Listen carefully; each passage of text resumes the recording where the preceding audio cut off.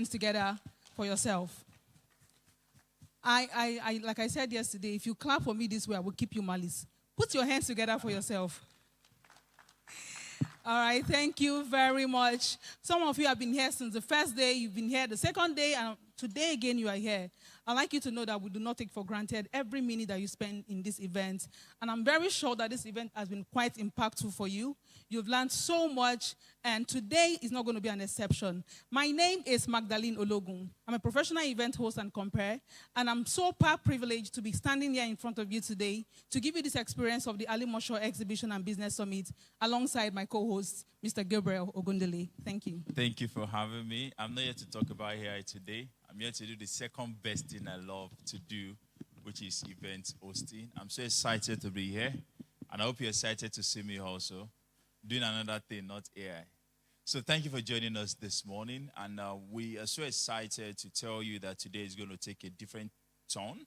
It's not like yesterday. Every day at this exhibition, at this summit, is different, is unique, and is specially made for you. So I want you to sit back and enjoy the rest of the summit.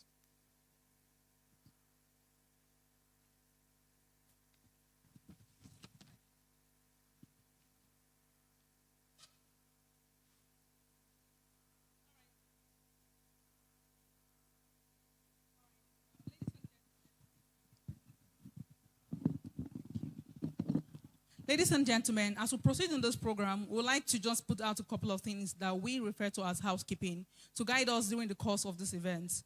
One of it is for you to please put your phone on silence, just to ensure that we don't have distractions during the course of the event, or you put your phone off completely if that's fine, that works fine for you. We would also like that if you would have to step out for anything at all, please do well to do that quietly so you don't disrupt the program. It's going to be an amazing program, and we don't want anybody to miss out on anything whatsoever. Also, if you would like to make use of the restroom, this is the restroom. If you're here for the first time, that's when you go out through that door. To your left is the male restroom. To your right is the female restroom. But like I said yesterday, if you're not quite sure, once you go out, you can ask anybody, and you will be well guided.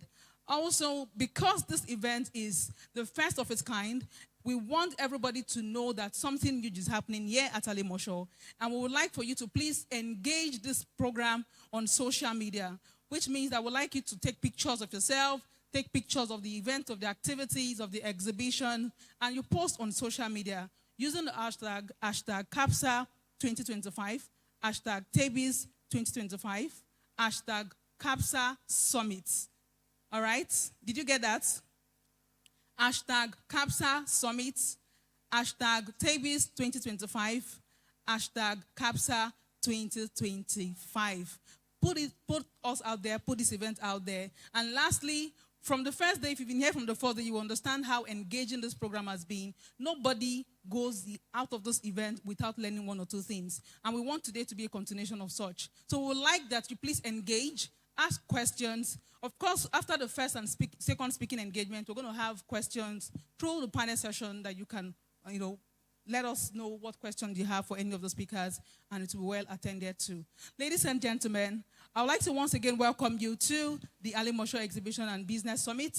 The third day of it, the third experience of it, a unique experience of it. Once again, I'd like you to please put your hands together for yourself for making it to the third day of this event. I believe you can do a lot better. Do you want us to go the energy route? Do it a lot better, please. Appreciate yourself. Celebrate yourself because you deserve to be celebrated. Thank you very much. All right, before we go further, I want us to rise and take the national anthem. Let's rise, please.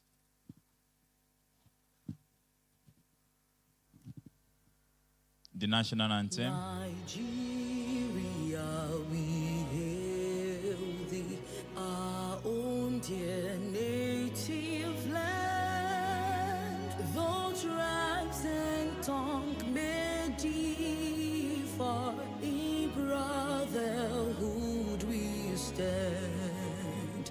Nigerians all are proud to serve our sovereign motherland. Our flag shall be a symbol that truth and justice reign in peace, oh, by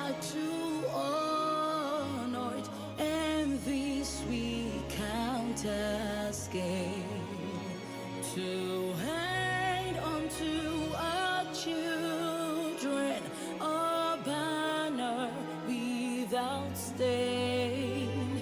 O God of all creation, grant these our one request. Help us to build a nation where no man is oppressed, and so with peace and plenty, Nigeria may be blessed. God bless the Federal Republic of Nigeria. Before you have your seats, please, I'd like us to do something very quickly. If you were here the first day, I introduced us to something and I want us to implement it again, especially for those who are coming for the first time. So I said that I attend Calvary Bible Church, and in our church, what we do is we introduce ourselves, we greet the cross, which means you greet the person in front of you, you greet the person behind you, you greet the person to your left and the person to your right. And I told her that I wanted us in this event to introduce ourselves to the cross. And I'm going to put out a couple of things that happened that day. First off, some people greeted only one side of the cross. Secondly, some people's cross were bends, meaning instead of front, back, left, right, they were greeting like this. I don't know what kind of cross is that. So today we're going to do it better, right? Please, let's engage. We're going to do it better, right? We're going to introduce ourselves to the cross. And I also said something on that first day that this is the first of this kind of event, which means that you are pioneers by virtue of being in this event today. So you're going to introduce yourself to the cross, and you will introduce yourself and say, hello, my name is Pioneer Magdalene. Are we good? Are we ready? So please introduce yourself to the cross using the name Pioneer. So while we're doing that, if you are this third row to my right, if you are on this row, hello, sir. Please, can you move to this other row? Yes, thank you. Yes, just move into the center row. Thank you. Please ensure your cross is complete. No one-sided cross today. All right, thank you very much. I love how you always indulge me. Thank you so much. Please put your hands together for yourself and celebrate yourselves. Put your hands together and celebrate yourselves. Thank you very much. So very quickly, we're going to be bringing up the first speaker on stage. And the first speaker is no other person than Mr. Wisdom Ezekiel. Can we please put our hands together for him? So this is what it is. We are an audience that celebrates people. And I want us to do well to celebrate everybody that comes up on stage today. Everybody that comes to impact into our lives today. We could pay for this event, but yeah, we are having it for free. And like I said on the first day, you're not just coming here to have a thought-provoking summit sessions. You're also going to be having exhibition experience together with the open market experience. And you're also going to be having free of charge counseling sessions. Some of you have experienced it and you can already tell how very, very good it was. So you see all of those things put together for free. So when we say clap, clap is also free. Please clap. Clap for the organizers, clap for the speakers, clap for yourself, clap for everybody who's going to be coming here on stage today. Thank you very much. So like I said, our first speaker is Mr. Wisdom Ezekiel. He's an investor, an entrepreneur, a pastor, and a philanthropist. He co-founded Pertinence Group with operations across Africa, Europe, and North America, and leads Rush Towers Limited. He also pastors Calvary Bible Church, the Festac branch, and founded the 10X Africa to help multiply their growth and impact. Through the Wisdom Ezekiel Cares Foundation, he champions education, health, and empowerment for vulnerable communities. He's the best-selling author, host of the Wisdom for Wealth series with 700 plus members, and a co-host of the Wealth Summit, which has reached over 30,000 plus participants. His influence has earned him recognition globally, including the Black History Month Award in Canada, and most exemplary co-founder in Nigeria. Ladies and gentlemen, I'd like to crave your indulgence, so please be upstanding as we bring up on stage the first speaker, Mr. Wisdom Ezekiel. That is not how you clap for somebody who is about to change your perspective and change your life. Thank you so much.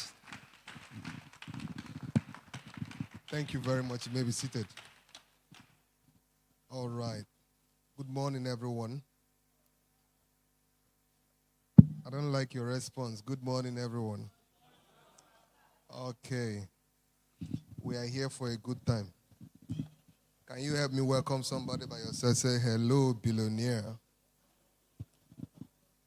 You are afraid of calling them billionaire. Say, hello, billionaire. Okay. All right. I want to start by, first of all, appreciating our convener and the chief host of this awesome program, Dr. Olumide Emmanuel. Please help me put your hands together and appreciate him, our mentor and our coach. So one of the things that gives a father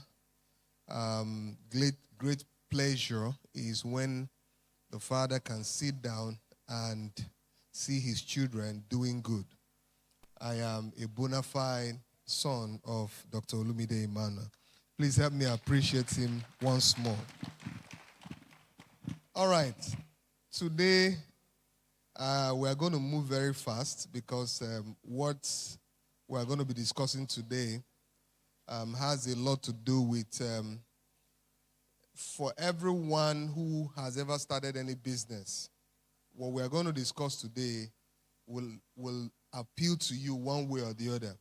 So whether you are a startup business or you are an emerging business or you are already an established business, it will affect you one way or the other. So you learn from it. So when I got this invitation to prepare this particular subject, I felt it was a very good subject to talk about. And in preparing for it, I started learning a number of things. So I'm teaching you something that I've practiced over 2 decades now, but I still learned a lot while preparing it. So please pay attention and let's see how much we can learn today. All right. So I'm going to be talking about business model that work in today's market. Business model that works in today's market. And I'm going to start by, first of all, defining what a business model is. When they say a business model, what does it mean? So a business model is a framework that outlines how a company creates, delivers, and captures value. So it's a framework that outlines how a company creates, delivers, and captures value. It describes the core elements of a business, and that includes a number of the things we are going to see. Number one, it describes the core element, which is, number one, value proposition. So let me do a little explanation before I get into the in-depth. Now, what we want to look at is an average person who have started a business, whether it is a small, medium scale, or large enterprise, all right? You want to look at what is my business model? Because many of us would have probably attended some business meetings or some investors meeting, and they ask you that kind of question, that what's your business model?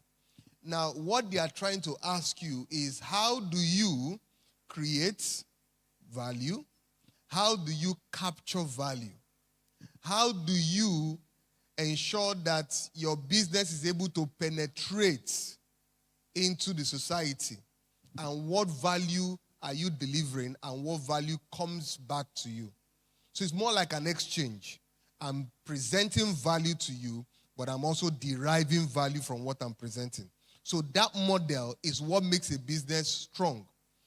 And if you look at many businesses that have either succeeded or failed, many of them will be traceable to their business model. And we're going to review a number of them today. So one thing I want you to do is don't try to just grasp everything I'm going to say. I want you to grab it in light of your own business. So as I'm talking, be looking at it in the light of your own business. That what is my own business model? We have quite a number of people exhibiting here, and maybe one of the persons who is exhibiting is a fashion designer, all right, who have designed clothes. We want to know what is the business model of the fashion designer. How has the fashion designer structured their business so that they can capture value, all right? So that's what we want to look at. So number one is that you need to look at your value proposition, the unique benefit that you offer to the public. What's that unique benefit? What's that solution that your business is bringing to the public? I think while I was waiting for the class to start, a young man was engaging me at the studio there, and he started asking me some questions that he wanted to go into a certain business, and he needed more like, what can I tell him? What counsel can I give him? And I started asking him questions to expose some things. And by the time I asked him 2-3 questions, I saw that he needed to understand the industry that he's playing in. And I did 2 recommendations to him. I said, number one, go and do enough research about your industry before you start. I'm not saying get everything, but have enough knowledge about it. Number 2, get into the industry. You can't solve a problem that you don't understand. Because if you're a medical doctor and somebody comes to you and say, I don't understand what is wrong with me. And you now say, okay, don't worry. When you can't understand what is wrong with you, let's just give you Panadol. Something will just happen. You probably will kill the person. Why? You don't understand the problem, so you can't solve the problem. So that's why doctors will take time to ask you questions, understand your problem before they administer any medication. So, one of the things you need to do for your business is to really understand how is your business unique. What is that uniqueness? What is that value that you are bringing to the table? You can't just say, I'm in business. And when they say, what do you do in business? You say, I just solve every problem. Anything you bring to me, I can do it. I don't know whether you have interviewed people before and you ask them, what can you do? And they say, anything. Anything is nothing. In fact, the more things you do, all right, as a person, the less effective you can be. But the more things you master and become a professional in, the more valuable you become. If you get into the medical field, I don't know why I'm using medical field this morning a lot. If you get into the medical field, there are people they call general practitioners, all right? But in general practitioner, it means that somebody can have headache, it will come to you. Somebody have fever, the person will come to you. You know, and all of that. You administer generally. Well, those people they are okay. But the people that earn the very solid resources from the medical industry are people who are now become specialists. When they refer you to those kind of people, just to do consultation alone is an amount. I was to go and do ENT, that's ear, nose, and throat, all right? I was to go and they referred me to a specialist. Just to see the specialist, I know how much I paid. Just to talk to the specialist. And the more you specialize, the more people can look at you and say, yes, this person is a professional and you are highly placed. Now, this borders on both business people and also professionals who are in career pursuit, all right? So what is that unique benefit that people derive in your business? Number 2 is what is the target market that you are pursuing? Everybody cannot be your customer. In fact, anytime I hear that somebody is in business and I ask you, who are your target market? Say everybody. Then I know that you have not done enough, especially for a startup. You can't serve everybody. All right? You can't serve everybody. When you say everybody, does that include Dangote? Does that include Otedola? Does that include me?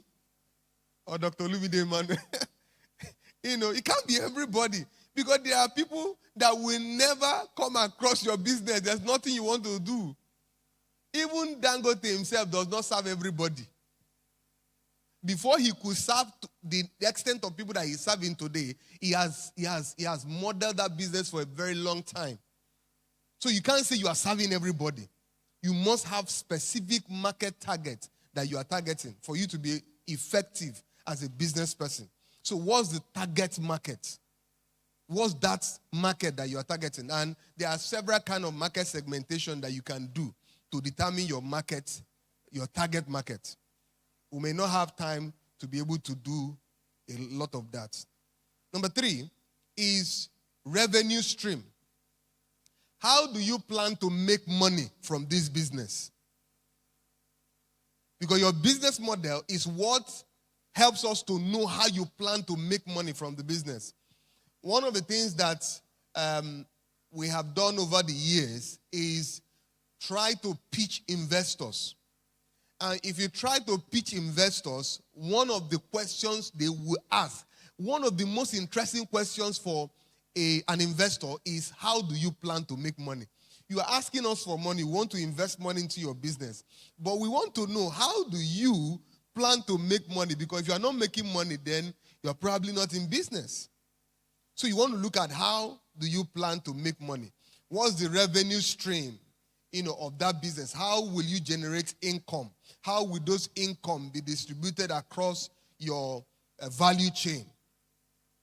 Number 4, what is the cost structure? How do you arrive at the amount you sell your goods? What is the cost structure?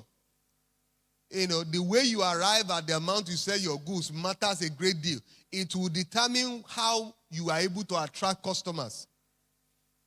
And I'll give you some examples. When you are selling to the mass market, all right, mass market may not pay you premium. All right? So there are different levels of I'll give it as a ladder. When you come to the market, the ladder, the higher you climb, the smaller it becomes. It's more like the way you fly. When you are flying, the higher you fly, the smaller things become. You now start seeing things small, So the higher you climb, the smaller it becomes. So the people at the lower ladder does not have those kind of resources that will be able to buy premium things. So if your target market are people who are at the lower ladder, then you have to be somewhat affordable. But if you now want to grow big as an organization, then you now need to go mass. That's why they call it mass market. You can't be in mass market, you are affordable, yet you are not selling much. So in designing that business model of pricing, you have to ensure that, okay, if I'm going to serve the masses, then I must ensure that I have mass patronage. Okay? So it's part of the things that you need to consider when designing the cost structure of your business. Next, key activities. This refers to the essential actions and processes that a company will undertake on a regular basis. What are the activities you will be doing in this company? These activities can include production, marketing, sales, identifying and optimizing the functions of that particular market. So what are the things you'll be doing to ensure that you sustain competitiveness and take advantage of the market? So that is also a very essential one. I'm rushing because of our time. Then the next one is key resources. What are the key resources that you'll be requiring? So key resources are the assets and the capabilities that are required to execute a business model. Now, you are talking about human resources. You are talking about leveraging on several resources that you have available to you. You are talking about things that can help you scale and all of that. What are the key resources? And that also include having what we call stakeholder analysis. Because I see people who want to do business, conquer the world, but they have not conquered their backyard. There are a lot of people who want to conquer the world, but they have not conquered their backyard. Especially most of the young people we have nowadays. Because of the advent of social media, internet, and all of that, they see a lot of things. So when they are designing business plan, they are not even designing for Nigeria. Nigeria is too small a market for them. They want to conquer the world, but they have not even taken time to conquer their environs. And that's very important. Then the last one is key partnership that you intend to get. Now, what are the key partnership? And these are strategic partnership that you will get involved in, collaborations and somewhat business relationship. I've come to realize that many of us who claim to be in business, we focus more on products and the services. We don't focus on the relationship that are surrounding the product and services. There are things you can get away with if you have relationship. There are things that can get better if you have a leverage. Somebody wants to start a real estate company, but you don't have the resources to start. Or you even have little resources. Rather than starting small, you can leverage on existing real estate companies to start somewhat big. And you look big in the eyes of the public, but you and I know that you are small, but you look big in the eyes of the public because of leveraging. So having said that, let's look at the importance of a well-defined business model. Number one, it gives clarity, purpose for your business. It makes that business very clear. You are not confused about what you want to deliver. You are not confused about it. Let me tell you something. The more you work and rework your business model, the better your chances of having a great business outcome. Pertinence Group has been in business now for, this is our 14th year, going to 14 years. And at every point in time, we keep reworking the business model. Okay, this particular model is no longer working. What can we change? This particular market system is no longer working. What can we change? So you need to always constantly rework your business model. So how do you ensure clarity? Number one, you need to define your vision and your mission. It's not just having a vision statement that you typed in and ChatGPT gave you vision statement. No. Every vision statement that ChatGPT gives to you, you must do an alignment. Does it align with what is in your heart? Because business is both internal and external. If what is external does not align with what is internal, it can be a problem. You know, when you are communicating the business vision, you must communicate it from your heart. As an investor, when you are communicating your business, I know when you are serious. Because investors will first buy you before they buy your business. In fact, most investors that were scammed in the funding era of Nigeria, that was in the last maybe 5 years, all right? Most of the businesses that were scammed, or most of the investors that were scammed, were investors who invested in products rather than investing in people. You need to invest in people, is the person.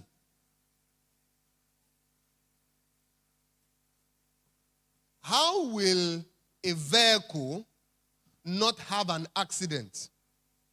Many factors will contribute to that. But imagine a vehicle, fine BMW, 2025 model, with all kinds of functions, but being driven by a drunkard. It is bound to have an accident. How many of you will be traveling and you get to the park, and while you are about taking a bus, you saw a particular man who was drinking. He already had like 6 bottles in front of him. He was on the 7th bottle. All right? And he's there drinking. And you were already seated inside the bus. And all of a sudden, you saw the person dangling. And the person enters the bus. Brand new bus. AC. Everything well fitted. And they say, don't worry about the driver. He has been driving for 35 years. But he's drunk. But don't worry. In fact, when he's drunk, he drives best. How many of you enter that vehicle?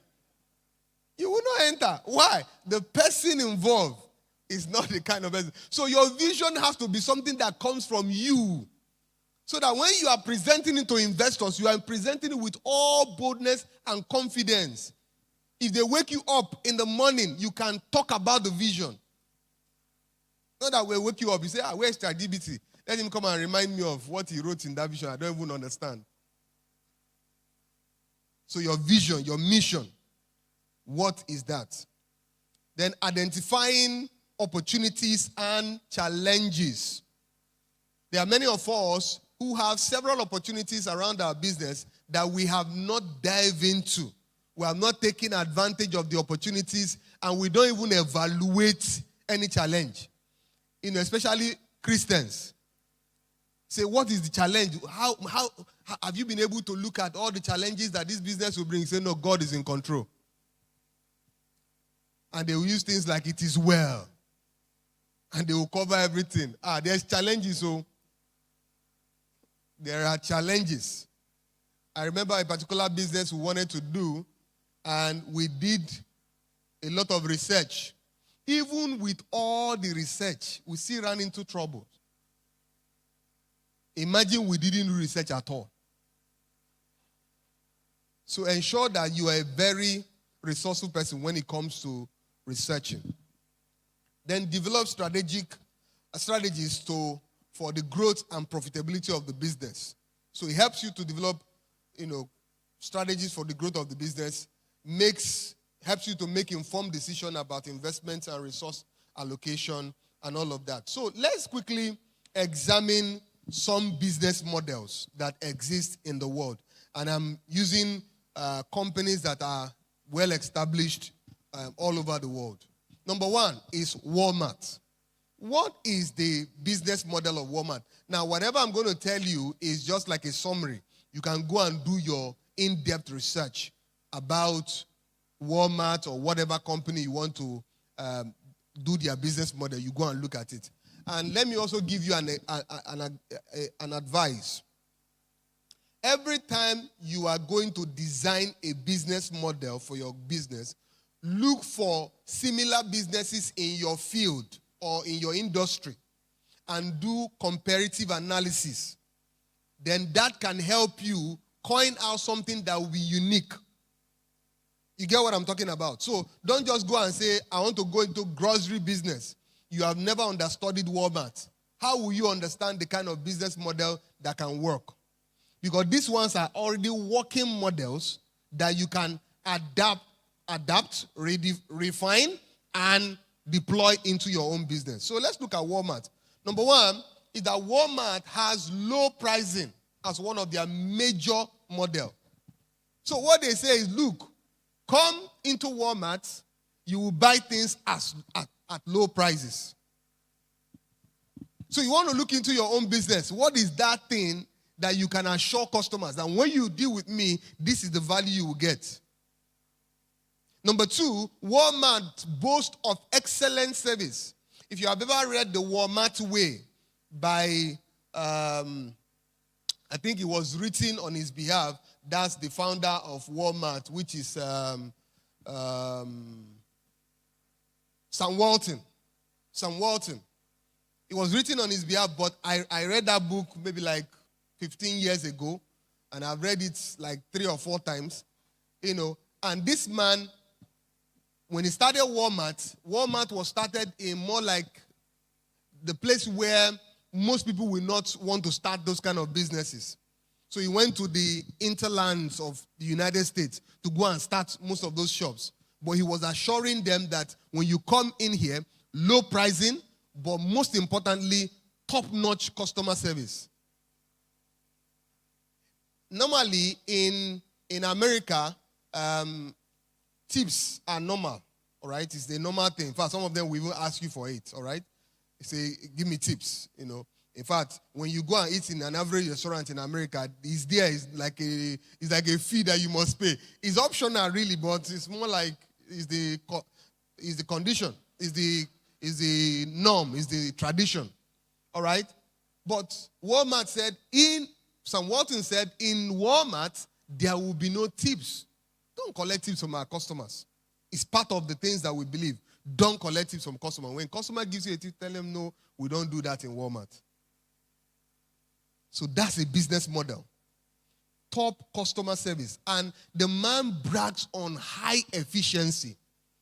Top-notch efficiency. One of the things you know about him is that he will go to different stores. Every store that he can find is one of the... In fact, I think he holds the Guinness record of the person that has walked into the most stores. He will walk into both big, small, medium stores, and he will learn something from it. There was one particular store that he walked into, and the person who was with him said, sir, there's nothing to learn here. We are better than these people. He said, no. Did you notice their shelf? That shelf is better than our own shelf. So, see, whether the business is good or bad, there's something to learn from it. So the man has efficiency. Why? Because he was able to learn from other people's business. So what are you learning? What are you picking? When you come to conferences like this, it is time to pick things and go and improve them. What will make you a world champion is that you have improved on what others have done consistently. Number 2 is Costco. I personally love the Costco model. I love the Costco model. What do? Wholesale. They came to the market and said, look, we are not going to do just retail. We're not doing retail. We are doing wholesale. If you are coming to Costco, come and buy wholesale. Come and buy at wholesale price. I'm still looking for anybody in Nigeria that can pioneer the Costco model. I think it's something that I'm also thinking of. That can pioneer the Costco model. Wholesales. Where I know that I'm an end user, but yet I want to buy things on wholesale. In Costco, when you want to buy toothpaste, you buy the pack. And in the pack, there can be 6 in it. But you can be sure that it's cheap. It's cheaper than when you go to other stores to go and buy a single one. I used to buy honey. The honey I buy, there are 6 in a pack like this. Once I buy it, it will stay there for a long time. Sometimes they won't get spoiled. I say, all this Costco thing. You want to buy tissue paper, the tissue paper is in pack. Everything is together. It's because it's wholesale. So what some people do is that when you have smaller stores, some people even go to Costco to go and buy and come and sell in smaller stores in small quantity. But Costco said, look, we don't sell retail, we sell wholesale. Number 2, Costco decided to do a membership subscription kind of system. So it means that for you to buy from us in Costco, you need to be our member. So apart from making money from what you buy in wholesale, they also make money from membership. There are people who will be members of Costco system and they will probably not shop more than 2 or 3 times in a year. But yet, Costco is making money from membership renewal every year. Then they have private labeling. So when you get into Costco, there are a number of the things that they sell that are produced for them. So they can get to a company and say, this company wants to produce, but everything you are producing is for Costco. Brand it for Costco. And they have it. It's part of their model. So because of that, they enjoy high turnover. I have never seen any Costco in all the places I've ever lived that you get to and you don't see people. Before I still came back on my trip, I went 9 a.m. in the morning. Everywhere is jam-packed. People are buying. What are you people buying? I was telling my wife, I said, what are they buying? She said, you too, what are you buying? What did you come to buy? The same thing you came to do is what they came to do. It's a unique model. Then we go to Amazon. Amazon looked at everybody. Everybody was having stores. And he said, look, I don't want to have stores. Rather, I want to have warehouses. And I want to deliver online. So Amazon built one of the largest online stores in the entire world. In fact, I think they are the largest. All right? Online stores, shipping. Now, they have a shipping company that has now been one of the biggest shipping companies in the world today because of that model. They now went into subscription. One of the things they did, they discovered that when you subscribe to a thing, you don't want to leave it. You want to maximize whatever you subscribe for. For instance, I'm a Prime member. I have Prime membership. Because I have Prime membership, I want to ensure that everything I buy through Costco through Amazon, because they have promised that if I'm a Prime member, what it means is that anything I buy, I can enjoy free shipping or discounted shipping.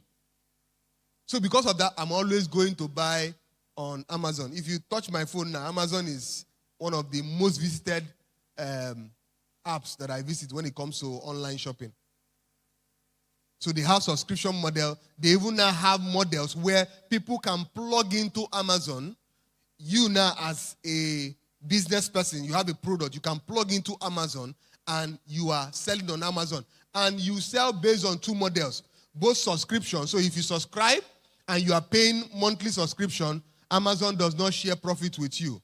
But if you don't subscribe and you want to be selling on Amazon, as long as you are selling on Amazon, whatever you sell, Amazon takes a particular percentage, you take the rest. What a fantastic model. And they have onboarded millions of people. No wonder the guy became one of the richest people in the world. The next one is McDonald's.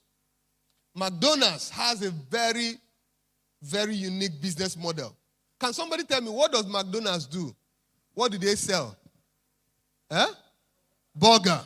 Is it only burger they sell? No. But that's what they project. In fact, many years ago, they asked the man a question that what is the real business of McDonald's? He said, people think we sell burgers, but our real business is real estate. That's their real business. That's why almost everywhere you see McDonald's, they own the land, they own the entire facility. Because their real business is what? Real estate. If you go and watch the movie, the McDonald's movie, you almost cry. I hope you know that McDonald's is owned by two brothers, Mark and Donald. All right? But somebody came and bought over the company from them. And at the end of that movie, I almost cried for the two brothers. When the guy was successful in his acquisition, you know what he told them? He said, do you know what is unique about McDonald's? The two brothers were looking at him. He said, the name sounds very good, McDonald's. And the guy walked away. And the two brothers were almost crying. Hope you know that Gucci is a family name. And as we speak, no member of the Gucci family owns a single shares in Gucci. Greed and recklessness, they lost the entire company. By the time the thing entered the second generation, they were done. It didn't get to the third generation. And Gucci was a young man, and his brother started Gucci. And they were doing very well. But that's why you are raising businesses. Please be raising children too. If you intend to hand over those businesses to them. Or else, may they not use your business to do gamble. So McDonald's, they do franchise. So franchising. Most of the McDonald's you see scattered all over the world are franchises of McDonald's, all right? And they are heavily into real estate. They boast of speed in delivery. So you order something here now at the window when you are going through driveway. When you order something, before you get to the other place, your food is ready. And you're wondering, how did they make it happen? They built a system to ensure that within 5 minutes, you can order and get your thing and get out. That's why speed. You want to eat fast breakfast, get to McDonald's. It's just that what you'll be eating will also be very fast in your system.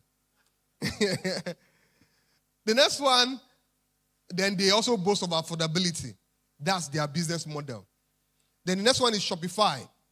Shopify is an e-commerce platform that gives people opportunity to come together. Say, come, you have a product, come and put it on Shopify. We'll give you all the tools that you will need. You don't need a website, you don't need anything. Just come. Everything you need is on Shopify. You can start your business and finish it on Shopify. That's the way it is.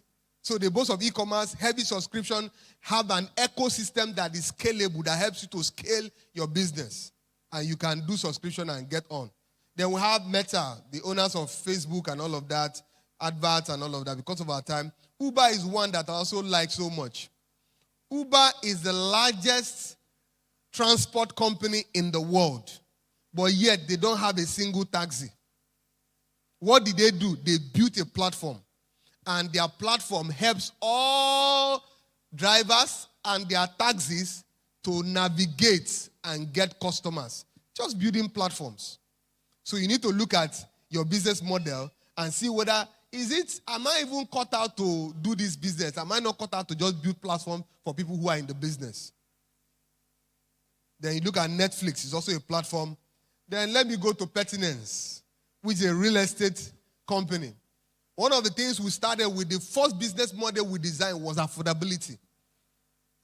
There are many people who want to buy into real estate, but they can't afford it. So we created our own real estate to be affordable. Not just affordable, we made it accessible, such that you can buy the real estate company, you are buying properties cheap, but yet you are also leveraging on the long-term payment plan that makes it very easy for you. So I remember those days when I go to embassies to go and maybe apply for visa, and they say they need statement of account. When I carry statement of account like this, it can be embarrassing. There was one, I was in the UK embassy, UK submission center to submit. I carried 2 envelopes, big envelope. What is there? Is statement of account. The guy asked me, he said, what is there? I said, statement of account. He said, no, I don't need everything. Just give me the top, the middle, and the last copy. I said, no, this is, he said, no, it's too big. Why? Because of the model we designed, every month people pay 10,000. Those days, 10,000. Every end of the month, we have thousands of people paying 10,000. You need to go and rethink your business model. If what you are doing now is not working, there is something faulty about your business model. You need to retweak it. So we also are into wealth creation. We tell people that we are an enterprise development and people empowerment company. So our business is not even real estate. Our business is empowering people. So we have gone from real estate to fintech to a lot of the things we are doing now, and it's all in the bid to empower people. And over the years, we have had a lot of people empowered through our system. Then let me talk about our latest baby, which is called Genius by PettySave.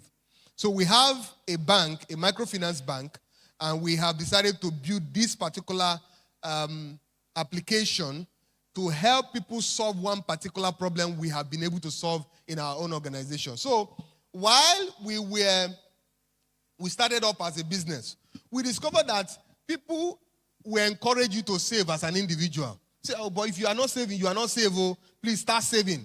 You hear that a lot. But how many people tell you to save as a business? Not many people. But your business is an entity. So your business needs to save. So let me start by sharing some testimony. The bank, the money we use to get the license of the bank, the tier that we are requires 200 million minimum capital to be able to get. The money was savings. First of all, it was supposed to be 50 million. Before we knew it, central bank said, no, where we are is supposed to be 200 million. That we should give them the remaining 150 million within maybe 2 weeks. And we just looked at our savings. So yeah, liquidate this, liquidate that, so yeah, put it there, and we are done. Savings as a business can help you. There's a particular hotel we have now in somewhere in Ayeteju towards Ibejuleki. That hotel was bought with savings. We were just saving money. What we did was to make it automated. We told the bank every day, remove so and so amount from our account and put it into this account for us. As they were doing it, we were looking out for opportunities. That was what we did to be able to buy that hotel. So the business model for this particular application we are building is to help individuals and most especially corporate organizations to save money. So we call it transactional saving. As you are transacting through our model, you are saving. So we have also built a marketplace where while you are selling using our marketplace, so you can go and list your product on our marketplace. Our guys are here. If you see anybody wearing the Genius t-shirt, you can meet them. Now, while you are listing your product on the marketplace, people are transacting with you. You would have set a particular percentage that will be deducted from that transaction. So that transaction, you don't even need to stress. It is being deducted from where? Transactions. And you are saving. You will be shocked at how much you can save as a business. I run a particular business, and that business is struggling. But recently, the manager was telling me, he said, sir, we have some money in savings. So I said, that's true. Because I did mandatory. I told them, you must save every month. And they were saving every month. The money we have now, there's an asset they want to acquire. That's the money they want to use to acquire those assets. This is what we call business model. Everybody is doing lending. Everybody is doing a lot of things. We decided to say, how can we help businesses save and access some little capital, revolving credits? There's a difference between loan, that's the normal traditional loan, and revolving credit. Revolving credit is if you borrow money and you pay it within that cycle of time, maybe it's 30 days cycle, you don't pay interest. And that's part of the feature we have on that application. But this is a business model that is unique in today's world. And that's why we are unique. I thought somebody wanted to clap for us.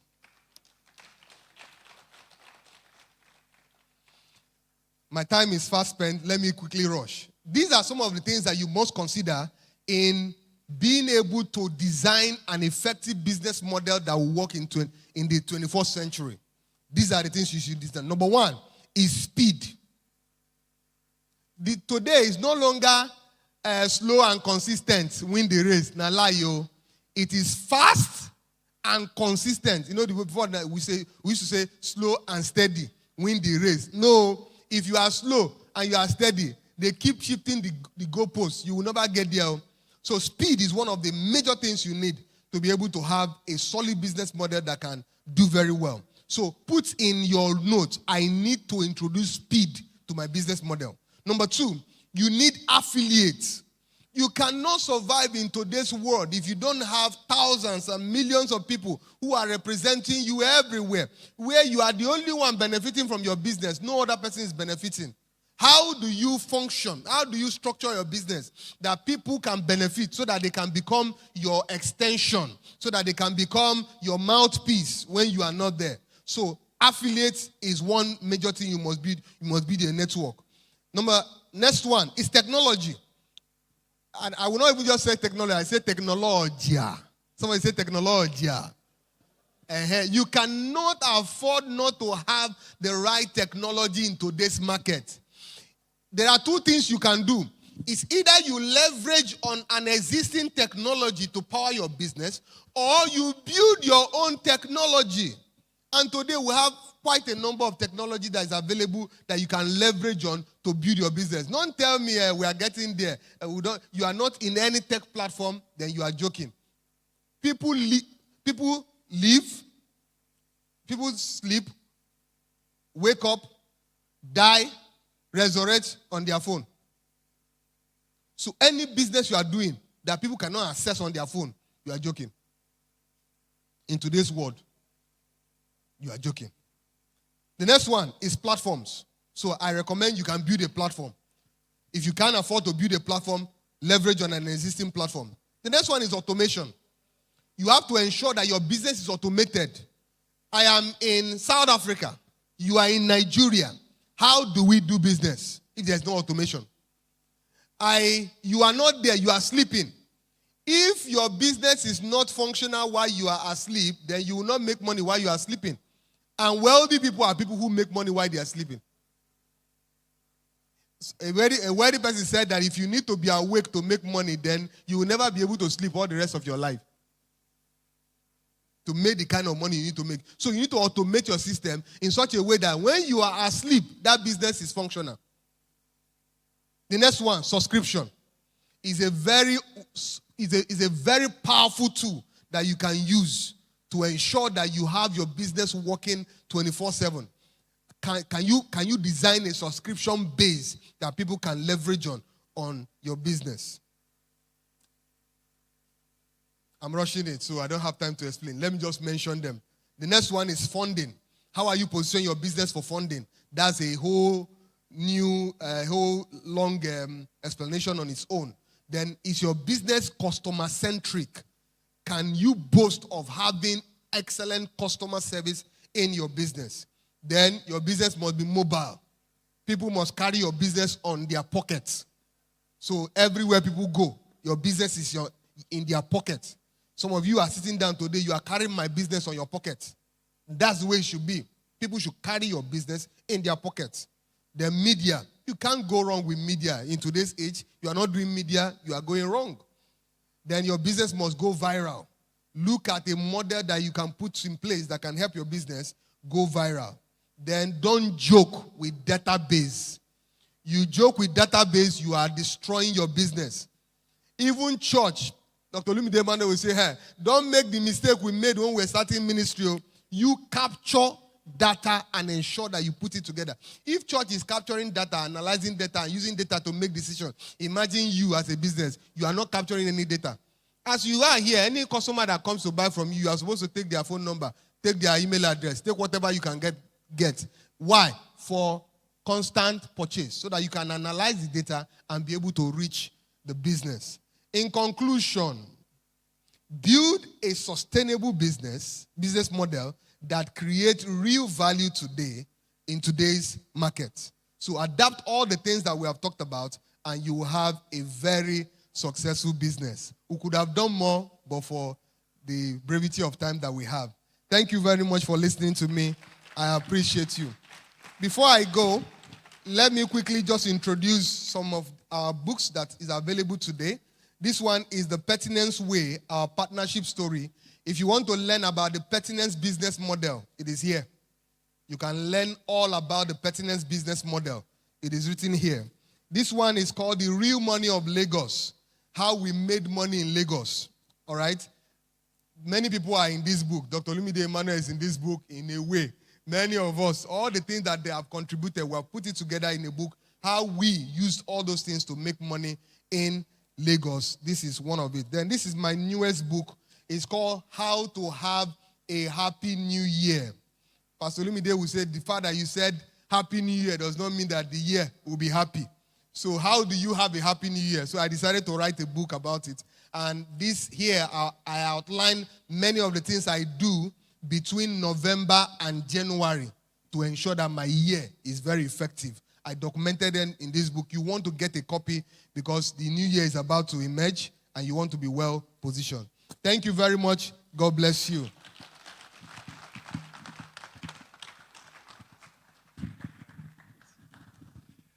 Let's put our hands together again for Mr. Wisdom Ezekiel. How was that? Fantastic. Someone said cocastic. Thank you so much for sharing such wisdom. Imagine wisdom coming from a wise man. You don't expect anything less than wisdom. In fact, he gave us rare wisdom wisdom that we can only get in places like this. In places like this. So right now, going on as fast as we can, we want to invite some of our premium exhibitors to come tell us about their business. So business adverts for exhibitors. The first exhibitors I'm calling is the Ife Sapat Concept. Let's put our hands together for them as they come share what the business is about and the value their business is offering. Put your hands together.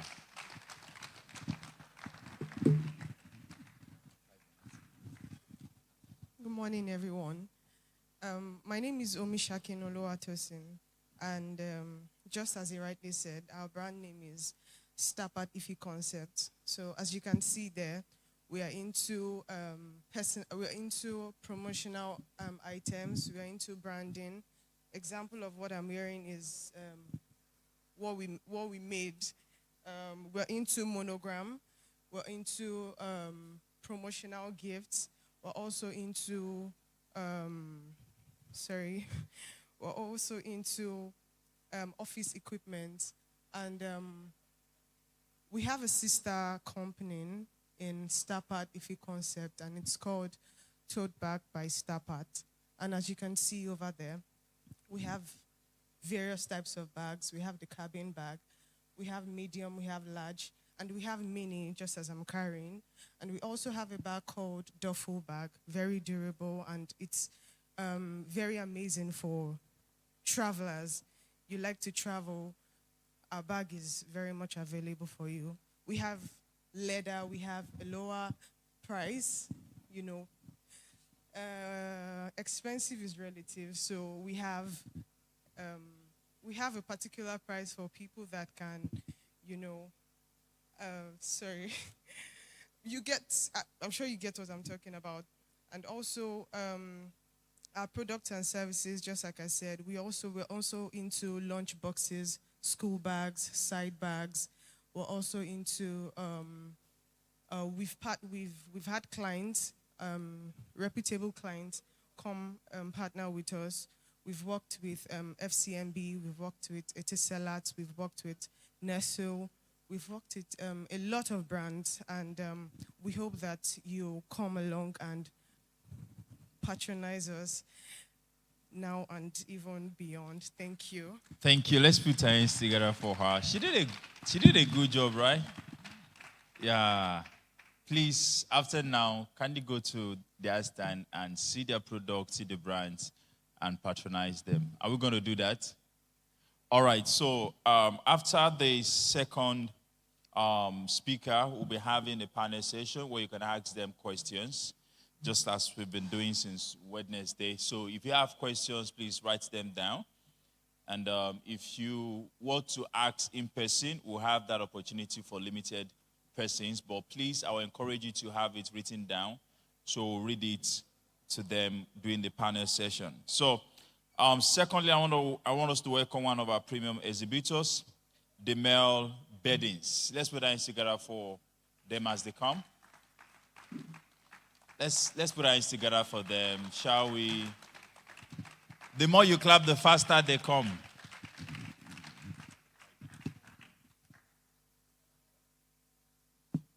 Good morning, everyone.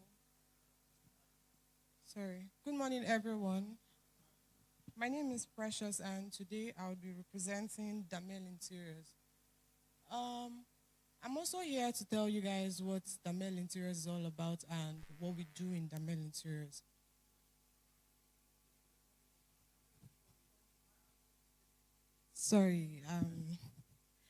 I'm here to tell you guys of Damel Interiors and what we do in Damel Interiors. In Damel Interiors, we don't just deliver beautiful homes, we deliver functionality, comfort, and a home or a space that feels just like you, because at the end of the day, that's what interior design is all about. It needs to feel like you, it needs to feel right. Our stand is by my right, the very first stand by your entrance while you just walk in. And, sorry. I'm so sorry, I'm a bit tense, and I hope you guys get what I'm talking about.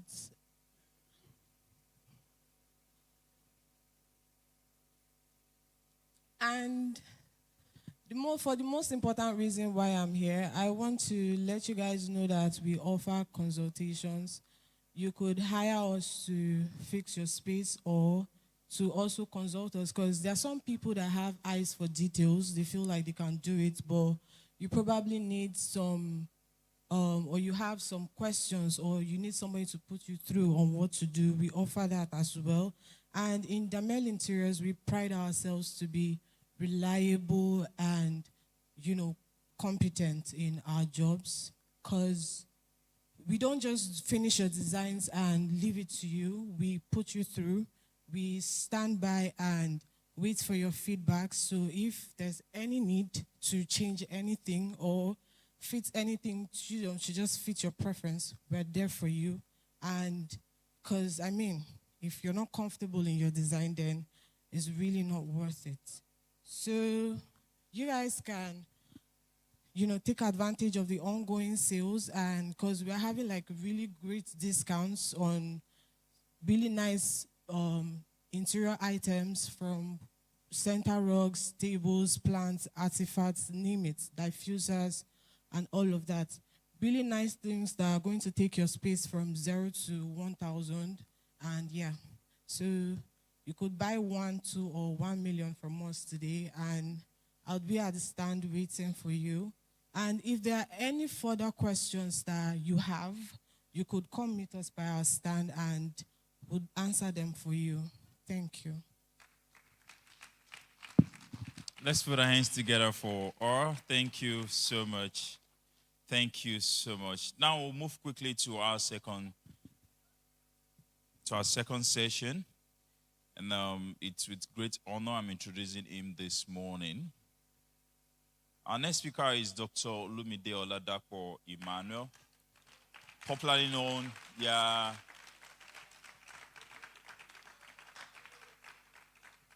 popularly known as the Common Sense Guru.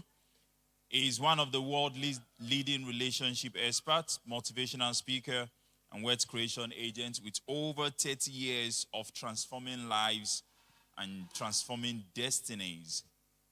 As a Harvard-trained leader with an executive MBA, he's also a best-selling author with over 65 books to his name. He's a media personality, the global president of the Billionaires Conclave, and the CEO of the Common Sense Group. His influence spans religion, business, and the marketplace. And this is for sure. No one encounters him and remain the same. With great honor, with great pleasure, with a standing ovation, let's make welcome Dr. Olumide Emmanuel.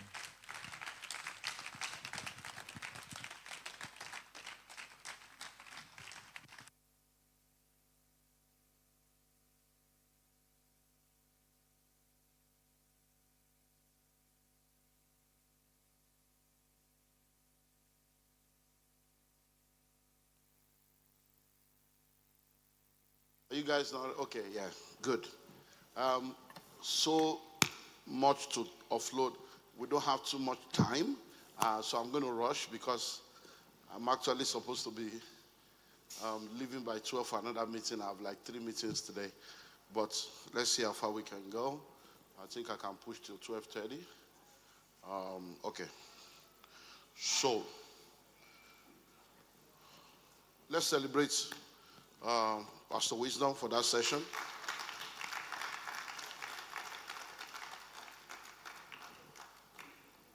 Let's celebrate him. It's an amazing session, and we're all rushing. So many things to offload.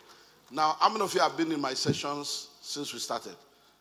So we've had it. So now let's go to another topic. We finished the first one, right? So let's now look into why businesses fail. Why businesses fail. Why businesses fail.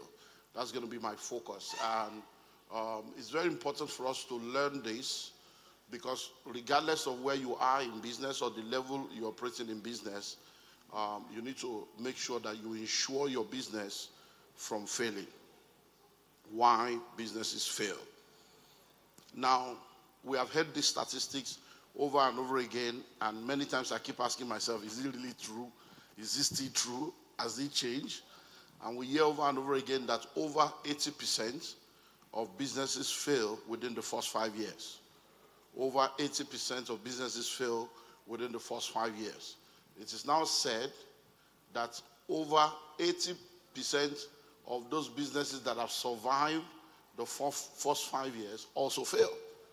So it means that by the time you see a businessman or a businesswoman that says that I've been in business for 10 years, I've been in business for 15 years, there are things they have gone through, there are things that they know that many people have not gone through and many people don't know. Man of God. So let's appreciate Reverend Chris Okafor. So it means that there are many things they have gone through. So that's one of the reasons why we need mentorship. When someone has gone through what you have not gone through, you need to sit down and learn from them because there are things you will not learn in a book. I'm telling you, you can go to all the business schools in the world, You can go for all the seminars in the world. You can read all the books in the world. Even business plan don't go according to plan. There are things that is when you enter market that the market will school you. That's when life will teach you. So that's why you need. So let's run through few of the reasons why businesses fail. Number one, a lot of businesses fail because of a lack of a strong vision and purpose. Lack of strong vision and purpose.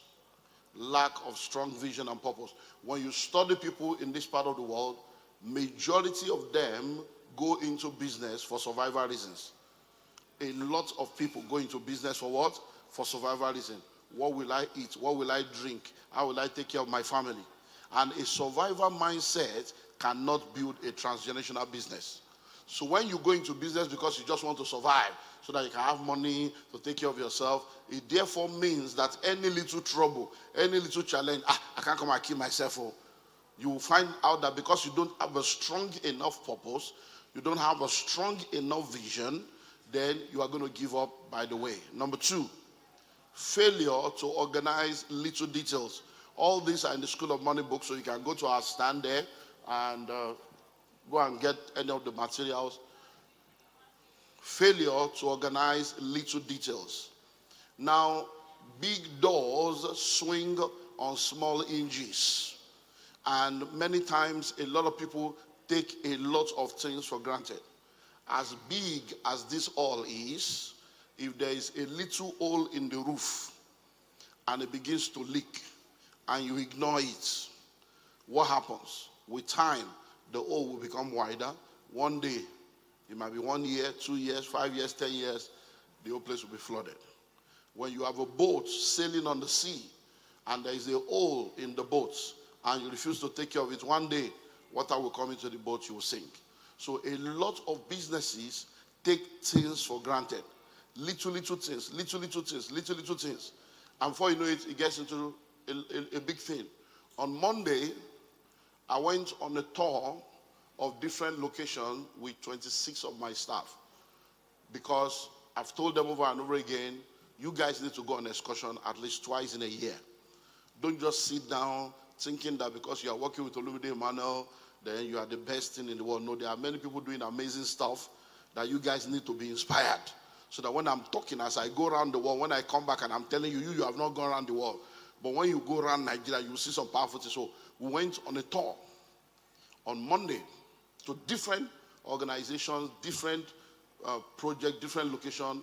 And one of the locations we went to is a resort owned by one of my guys. And this resort is top-notch. Now, I knew that it was big. I knew they were doing a lot of stuff. But what I did not know was the fact that it was not actually an open resort. I didn't know, because when I told him we're coming, he said, when are you coming? I'm like, I'm just coming for excursion anytime. He said, no, let me know when you are coming. So I told him when I was coming. Then he said, how many people are coming with you? I'm like, it's not I'm just coming. I don't want any paparazzi. Just come in, look at it. So I told him like 20-something people.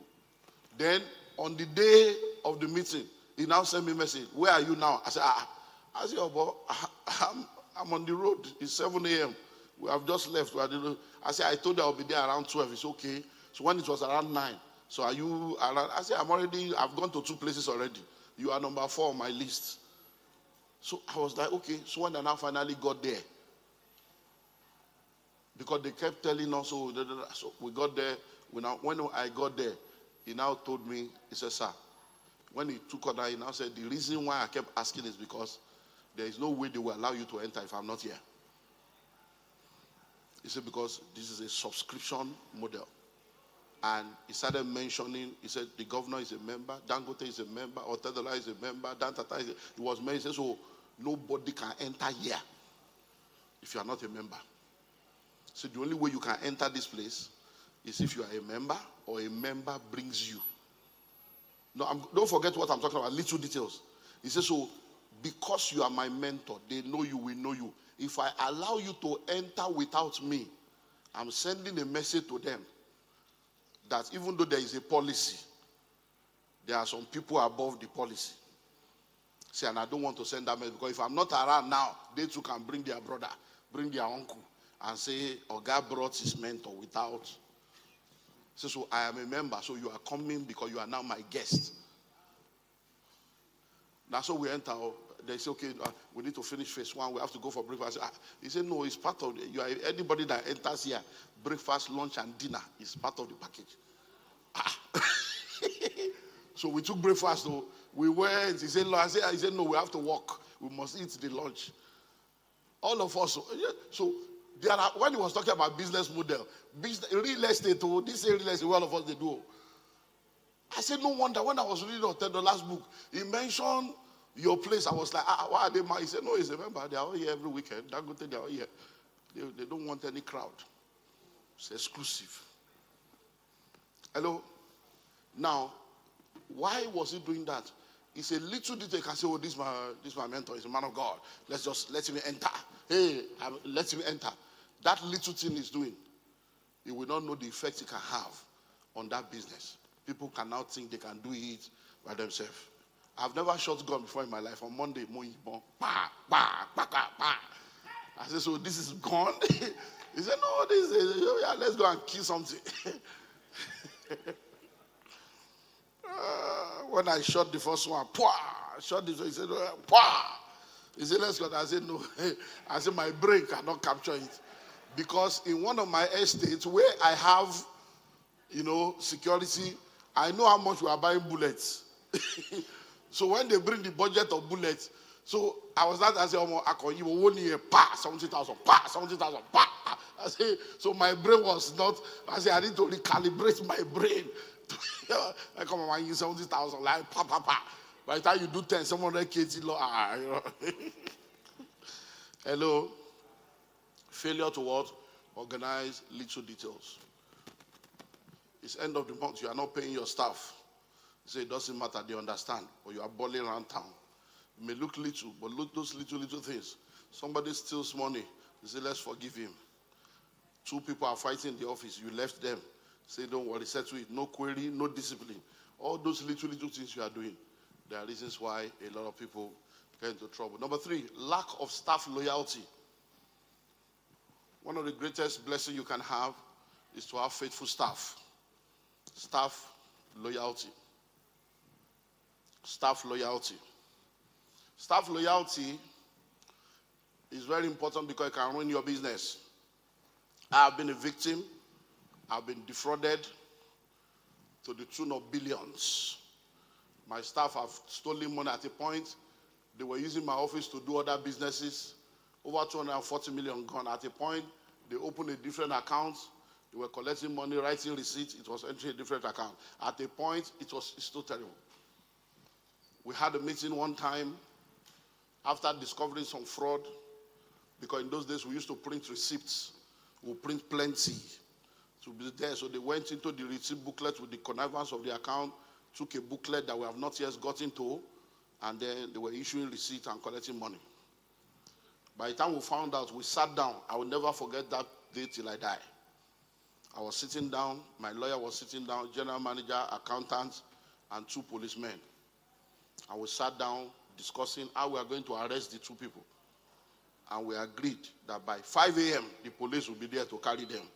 We left the office around 7 p.m. in the night. By the time they got to those people's house by 5 a.m. the next day, their neighbor said, he come back yesterday night. Come pack load, saying they go. He come back yesterday night. So question, we finished meeting in the office around 7. They got there by 5 a.m. They say he came back. So they meet some of the people I sat down with. They are the people that say, I want back. So I was sitting down with Judas, sitting down with my enemy. If you go to my office now, you will see there the picture of Jesus and his disciples. Because while Jesus was sitting down there with his disciples, he said, one of you will betray me. That's not the key. When he said one of you will betray me, all of them said, is it I? Is it I? Is it I? That means all of them are skeleton. They were like, this man know what I talk. So you can be sitting down with people planning the next year, and in their mind, they are not going to be there with you next year. I've sat in this auditorium doing meetings with pastors, planning a year. And the pastor were planning the year together. inside this auditorium, this same hall, his bag to America was in his boot. So when we finished that meeting on Saturday, that Saturday night, now from here he passed go airport. Hello? Now from here he passed go where? Go airport.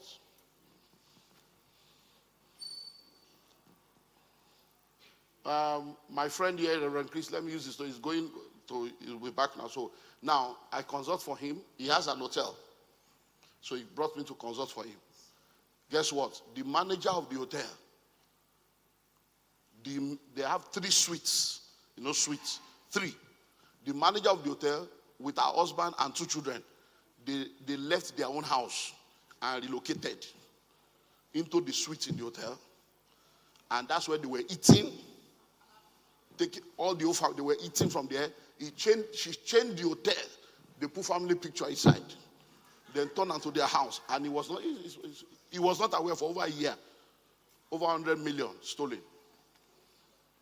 And guess what? They were pastors in the ministry. Hello? So once they are cooking downstairs, Afang, bring 1 pot upstairs. They are cooking right. They were just enjoying that. They left the house that, I'm telling you, staff. So when you have a good staff, take care of them. Do what? Take care of them. Number 4, misplacement. Misplacement. When you misplace people, that is putting round peg in a square hole or triangular pen in a rectangular hole. What does that mean? There are some people that are introverts. There are people that are extroverts. There are people that are very analytic. There are people that are very disorganized. And that's why, have you ever met accountants before? They have attention to detail. They are very focused. They can stay in one place and check numbers. But you see some people, they can't be good accountants. Because while they are doing calculation, they are talking, they are on the phone, they'll be making mistakes, joining numbers together. So, if you want your business to succeed, be sure that the people and your team, you are putting the right person in the right place. If you misplace people and put people in the wrong position, there will be trouble. Number 5, lack of apprenticeship. There are a lot of ships that can help you to sail through life. There are a lot of ships that can help you to sail through life. Internship, apprenticeship, mentorship. These are all ships. And if you look at it from the spiritual, worship, discipleship, fellowship. So lack of apprenticeship and mentorship is why some businesses fail. A lot of people don't know that there is a secret to every trade. Every trade has a secret. You don't just jump into it because you think you know. In 2021, I invested in a palm tree business with one of my mentees, and also invested in a cashew business with one of my mentees. They were my mentees. But in 2020, during COVID, I learned a lot through the lockdown.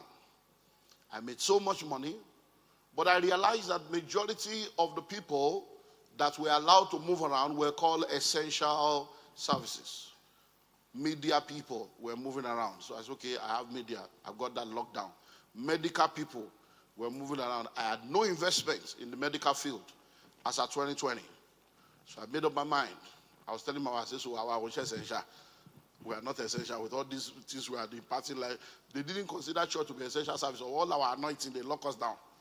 Say, okay, I need to. So what did I do? Immediately after COVID, I started looking into investing in the medical field. So now we've invested in the medical field in about 3 continents now. And that's because of the experience of COVID. But another thing I saw in COVID was food. That no matter the lockdown, they were allowing us to go and buy food in supermarket. They were allowing us to go to the market between this. I said, okay, this food thing. I've been saying I want to start this. Let's start from somewhere. So I began to study some other aspects of food, farming, and all those stuff. So immediately after COVID, one of my sons was doing a palm tree. And I said, okay, let me invest in this one. Let me use this one to do the other. One of my daughters said she's doing cashew. So palm tree in Ekpe, cashew in Alimosho. I invested. And I began to study. Right now, just 2 days ago, we have started a pre-launch on 2,000 hectares of palm tree farm. I'm going to be launching that in January, but the pre-launch started 2 days ago. But guess what? I'm not doing it alone. I now say, guy, come. So I called the guy, I said, come. See that I've been investing in you since 2001. How do we work this thing? So, oh no, we can manage it. You get it. We do the management. We'll work this together. And then we sat down. And I said, okay, come. So I brought all my managers, the MD, everybody, COO. We all sat down. I said, come and lecture us. What are the things we need to know? So we'll be going through that process of learning.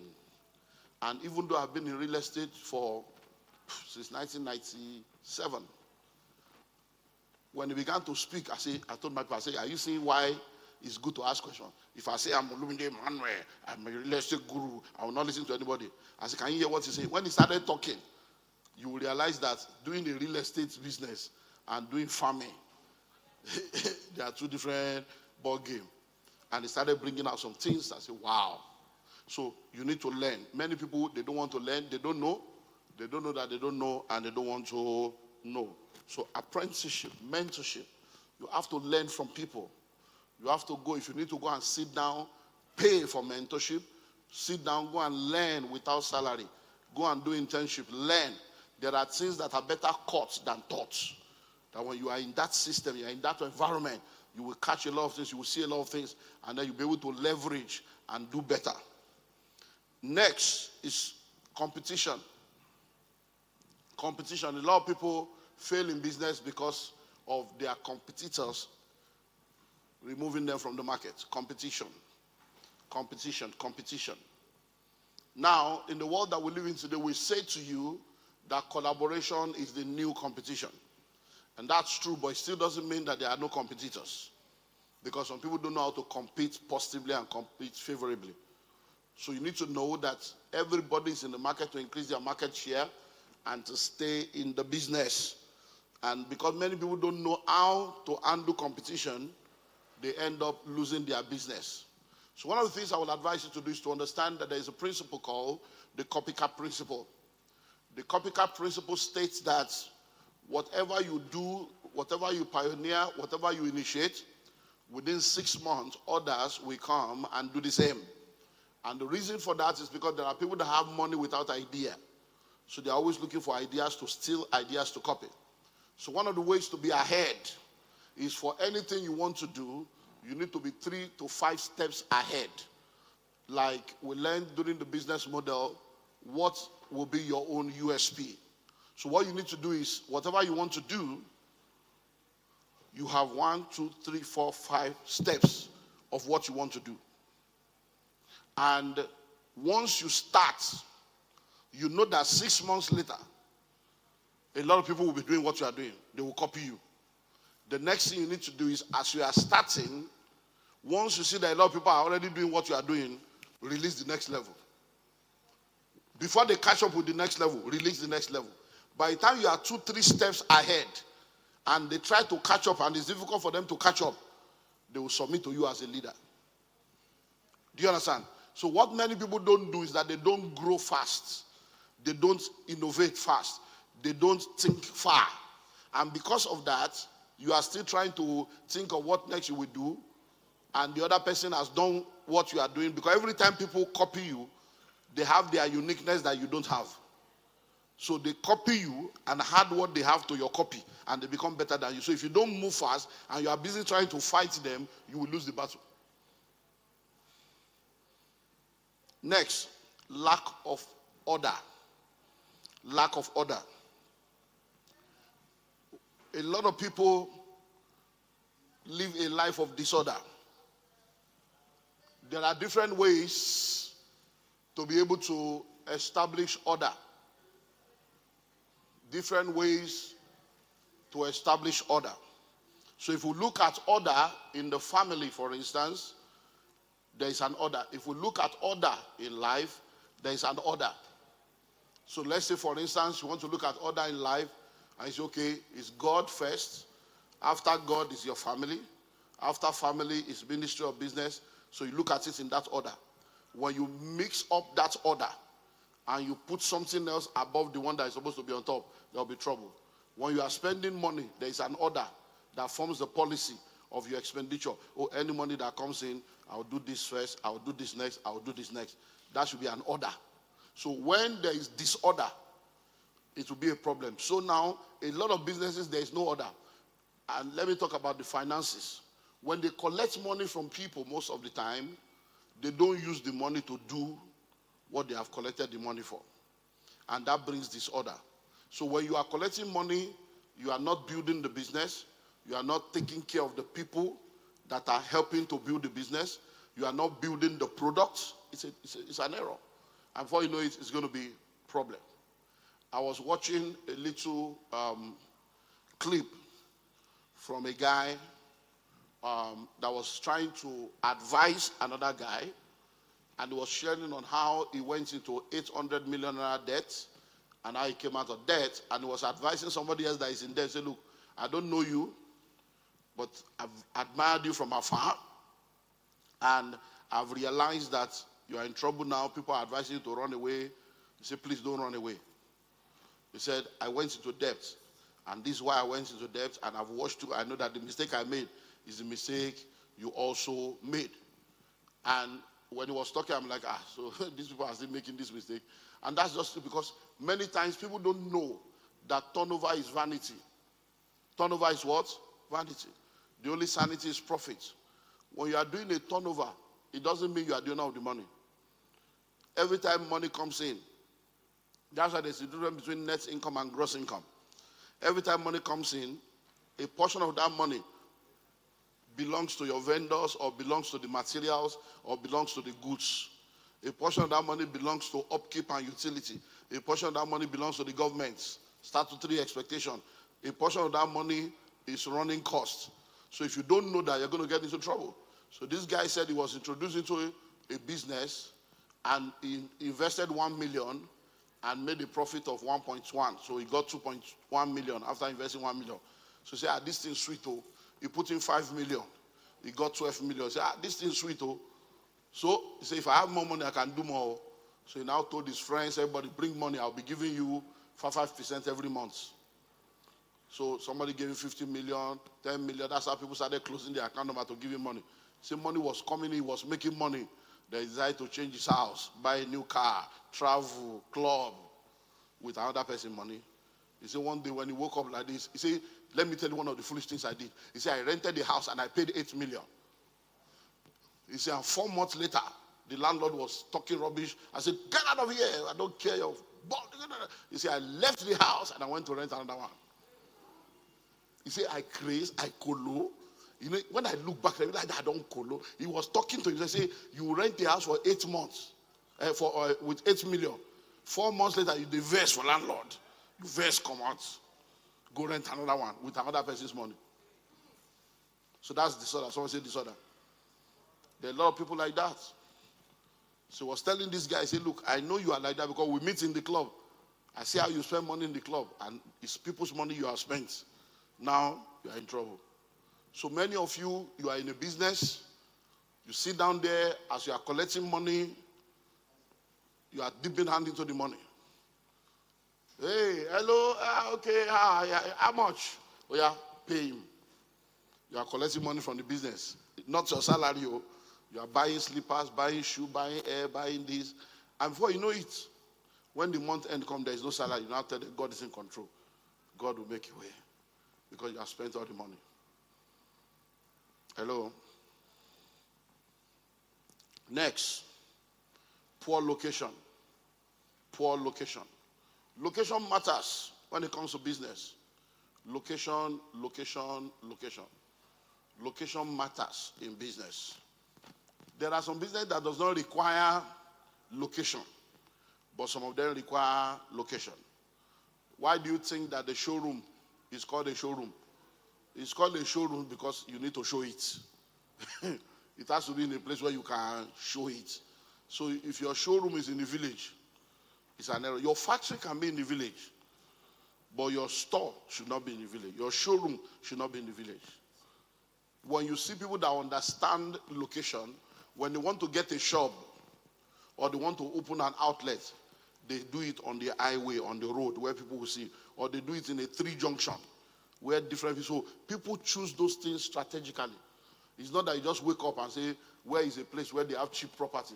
You don't rent a place because it's cheap or because you like the place. It is not you that will patronize yourself. You have to ask yourself, will it work with reference to my business model? Hello? So, location, location, location. Next is poor customer service. Poor customer service. Customer service is very key. And after COVID, customer preference has changed. Customer behavior has changed. A lot of things has changed with reference to customer. I say this about customer. Customer is always right. Difficult but right. Confused but right. Ignorant but right. Because they are the one that has the money. So customer is always right. But they may be difficult, they may be ignorant, they may be confused. But customer is a customer. So even when they are angry, you should not be angry. Hello? You speak to them because they are the one that hold the money that will keep your business going. So what's your customer service plan? Customer service should be a culture, not a department. Customer service should be a culture, not a department. I know you have a customer service department, customer service unit, customer service manager. Their job should be to oversee the entire culture, not to be the only one that have manners. Everybody should be a customer service staff. Everybody should be involved in customer service. Very, very important. Next is lack of experience. Lack of experience. A lot of people, when they see people in business, they see the glory, they don't know the story. There are things that people do in secret that makes them to shine in the open. So don't go into any business without having practical, hands-on, industry-specific experience in that business. I do a lot of things, and I've seen a lot of people think that they can just do it because they see the externals. I know a lot of people that have gone into ministry without ministry experience. They think all they do is it not to just preach. Go and start now and see how easy it is to preach. Hello? So it's not just preaching. I know a lot of people that have gone into business thinking they have money, they'll go and start business. But they don't understand that there's a difference between the technical aspect of business and the business aspect of business. The fact that you're a good fashion designer does not mean you will run a successful fashion business. Because the ability to design clothes, cut shapes, and do this and is different from the ability to get a market and to price the goods and to keep them coming. So there's a business side and there's a technical side. And you need to understand all these things. There are people in real estate today getting into all kinds of trouble because the barrier to entry is very low. So they can just listen to a YouTube video. Especially, see, I look at a lot of young people in Nigeria, especially these are real estate thing. They will say their mentor is in America. I just laugh. You are listening to somebody in America or real estate in this Nigeria. Your eye goes soon clear. You will suddenly realize that you are dealing with a different terrain altogether. So they say they are listening to America. Because they go and listen to 1 or 2 videos, read 1 or 2 motivational books, they jump out. And then when the trouble comes, it's a multi-million naira, multi-billion naira trouble. So, very, very important to note that. Next, unexpected growth is one of the reasons why a lot of businesses fail. Unexpected growth. I know that we're praying to grow, we are hoping to grow, we are trusting God to grow, but that growth that you are looking for, if it comes too suddenly, it can ruin your business. Many of you think you are ready, but you don't have the capacity for many of the things you are asking for because you have no idea what it takes to sustain some level of things that you are asking for. So I can tell you stories upon stories upon stories of people that have gotten into a place where unexpected growth caused trouble. I know you've heard of people that died because of stampede, when maybe they are sharing food or maybe there's people went to apply for a job and they were. Now, why do you think that happened? Because the job that is available and the people that came didn't balance out. That's the same thing that happens in business. So if you're a businessman, you're a businesswoman, and there's unexpected growth, it can ruin your business. So imagine now that you open a store. One of our guys here, he's still a member of this church, but he's in another of our branches now. Now, when this guy was to open his business, he retired, took all his retirement benefits, and opened a cool room business. In those days when they started cool room, he opened a cool room business, and the cool room business he was opening, he opened the store, he had freezer, they bought the scale, he did everything, then he printed thousands of handbills. And he decided that he was going to open the business on Good Friday. I was there to open the business, Good Friday. So he shared handbills, all the bus stop in this area. He went around, they did rally, they danced, they shared handbill. That they're going to open on Friday, Olumide Mane will be there, there's going to be discount, there's going to be free gifts. Now, after all that noise, ask me, how many cartons of chicken and fish can one freezer carry? So the advert was more than the products. By the time we got there, people were already queuing. Even before me, I got there. No, I drove past on board. Oh my God, run. The queue was long. So they took me through the noise. So in the name of Father, as we opened the place like this, hey, kilo con, 2 kilo, Moshaju a day. So I was still there when I hear, only got to talk, I only was serious, nonsense. They were already insulting all of us before I left there. Because the fish finished, turkey finished in less than 1 hour. And people that have been waiting could not buy. Say, hey, they are going to Daleko or whatever, they are going to bring more. I was told that by the time they will come back, it was 3 hours later, people have gone by. The next day, the business did not last 2 months.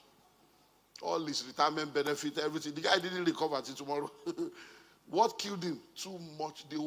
He had too much customer. He couldn't. So the news spread. You know bad news. People just spread bad news. Nobody went there to buy again. It's not village people. Hello. So many of these things, you need to understand how it works. Next, insufficient capital or too much capital can destroy your business. Insufficient capital. A lot of people are saying they don't have money, I need capital. You better be happy you don't have capital. Because some people, it is the capital they had that made them to make mistake. I hope you know that when you don't have capital, if you make mistake, it's minimal. But when you have money, imagine if you make mistake without money, imagine if you had the money, you would have made mistake and lost money. So there are many things that when we look back now, like I said to you, life is lived forward, but understood backwards. When we look back now, we are grateful that we didn't have some money when we're looking for those money, because we'll have used the money to make the mistake. So don't ever think that God is unfair to you. There are many things you think you know. You think you are very powerful. It will shock you. Hello? It will what? Shock you. Because there's no business plan that goes according to plan. So, learn that and learn it very well. So when somebody is giving you money, don't put all the money in it. Check, do your test, get the proof of concept, and be sure before you start scaling, and then you can get into trouble. Next is overinvestment in fixed assets. Overinvestment in fixed assets. I've been a part of a lot of businesses that failed personally, where I am the one that started the business and the business failed, like 6. But I've also been a part, as a pastor, you'll be going to pray. I've also been a part of people's business where we went there to pray and the business still failed. So I understand this thing. And one of them is overinvestment in fixed assets. This guy got a miracle money, people supported him, said he needed 10 million, they gave him the 10 million. So he got 10 million interest-free, free of charge, a wolf money. And the guy, the day we went to open the office, after he had spent 10 million finish, I was there. Nobody said anything to me. That's when I now said, so what's the plan? We have prayed. I said, so what's the plan? So how are you getting customer? What's the pricing of your product? He said, hey, Pastor, that's the problem. I'm looking for money now to produce. I said, You are looking for, I thought you had 10 million. I say, hey, I've rented all. I said, what has office got to do with? Oh, the baby will pray. Is it miracle, 5 loaves and 2 fishes that you want to? So sometimes religion can ruin your life. People are just plain stupid. They will now say it's one demon, one village people. You are just a fool.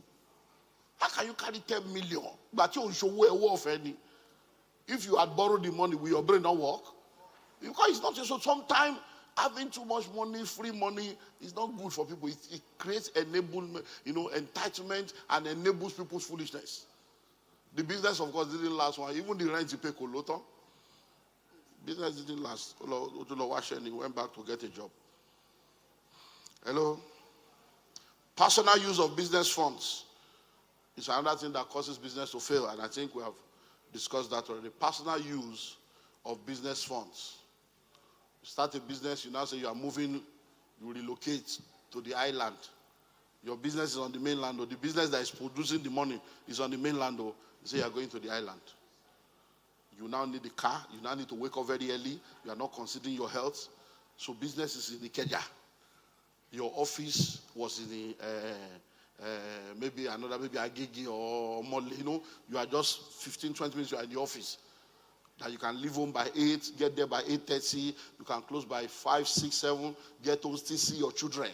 You now say you're a big boy, you now move to, some people say they're in Lekki, Ekpeloa, Ekitiloa, they are already on the other side of the river. They say that you will now be spending 4 hours to Ikeja. Some people just don't have brain. Then you now say you want to relocate your family abroad. The money is coming from Nigeria.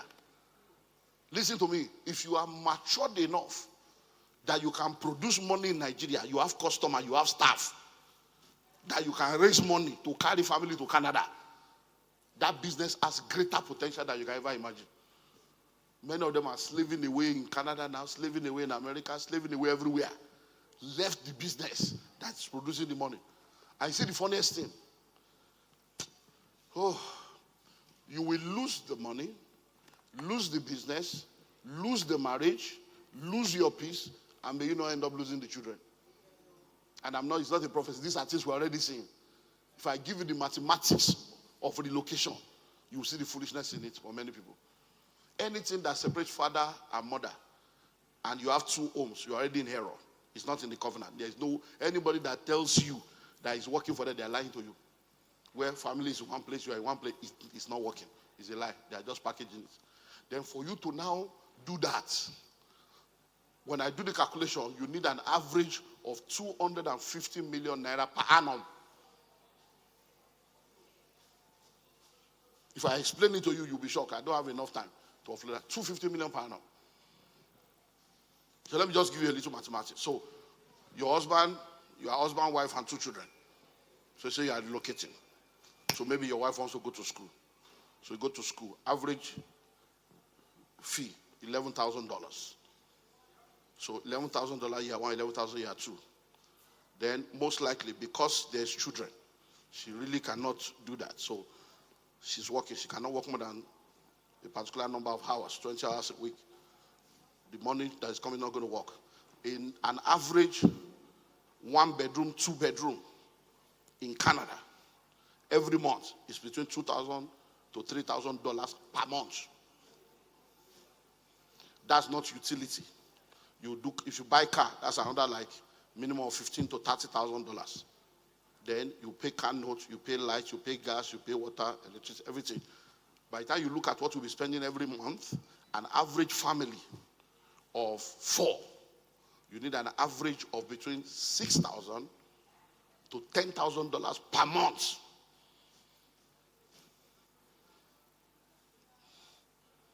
Times 12. Now that money is not that they are enjoying, it's that they are suffering, they are living minimal life, just make, because nobody is going to be having driver, cook, house girl. No, just normal basics. Then don't forget you are now in Nigeria. Now you now need to go there. So let's assume now that you decide to go.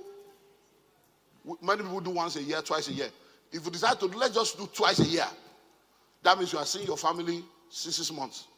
If you decide to go twice a year, For you to be able to raise money to send them to that level, that means you are a businessman person. So you want to do business class. Average business class, even if you fly all the dead lowest level airline, that you are not doing the A class, the lowest level, I don't want to mention name, you do 6 million. So 6 million times 2 for the flight. Every other thing you will spend, then you will now go and do an average of 2 weeks or 3 weeks. Then don't forget that all that money you are spending, your wife is not making money. Oh. So it is from the same Nigeria that is bad, that you are changing naira to dollar to carry there. Then you will now go there. All the discussion that cannot be made on the phone, she's already waiting, frustrated, because she's the only one shoveling snow. She's the only one taking care of children. While you are busy raising money, hey, I'm tired. What am I doing here? You need to be here. You need to be here. So you are still failing as a husband. Then after you now get there, that 3 weeks, you may not even see Jerusalem. Because you are still fighting over, is that why, is that why you are here? Am I a prostitute? Did you just come here because, so you fight that one. Maybe it's a day to return it. They will now say, okay, let's do one just so that you will not go empty-handed. They will now humiliate you as if you are a cheap because you are a Christian. When there is free babes that you can be doing for free. But because you choose to be a Christian. No, I'm telling you. I can't say one. Don't envy anybody. After you have spent all that money, because I was still telling you, I said, but look, it's painful. But I told you this thing. Your wife will now tell you, what have you done for me? I'm not even enjoying anything. You now say, what? After all the money I've paid. But she's not lying, no. It's painful, but she's not lying. Because when you were traveling, she's not the one that traveled. You came 4 times a year. You are the one that came 4 times a year. She's not the one that came. You are the one. So that money you are spending is you that spend it. You see, I pay rent. If you were not married to her, you will see pay rent now. I spend it. So at the end of the day, is it clothes you bought for me? Is it shoe you bought for me? Is it? You'll be shocked at what people are going through. Personal use of business fund, funding dreams that produce nothing. So you are following passion. My dear passion. Well, God bless you all. I see you tomorrow.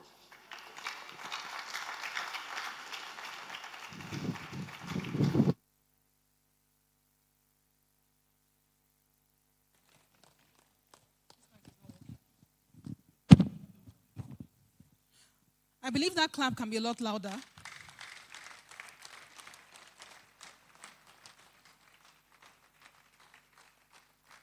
Whew.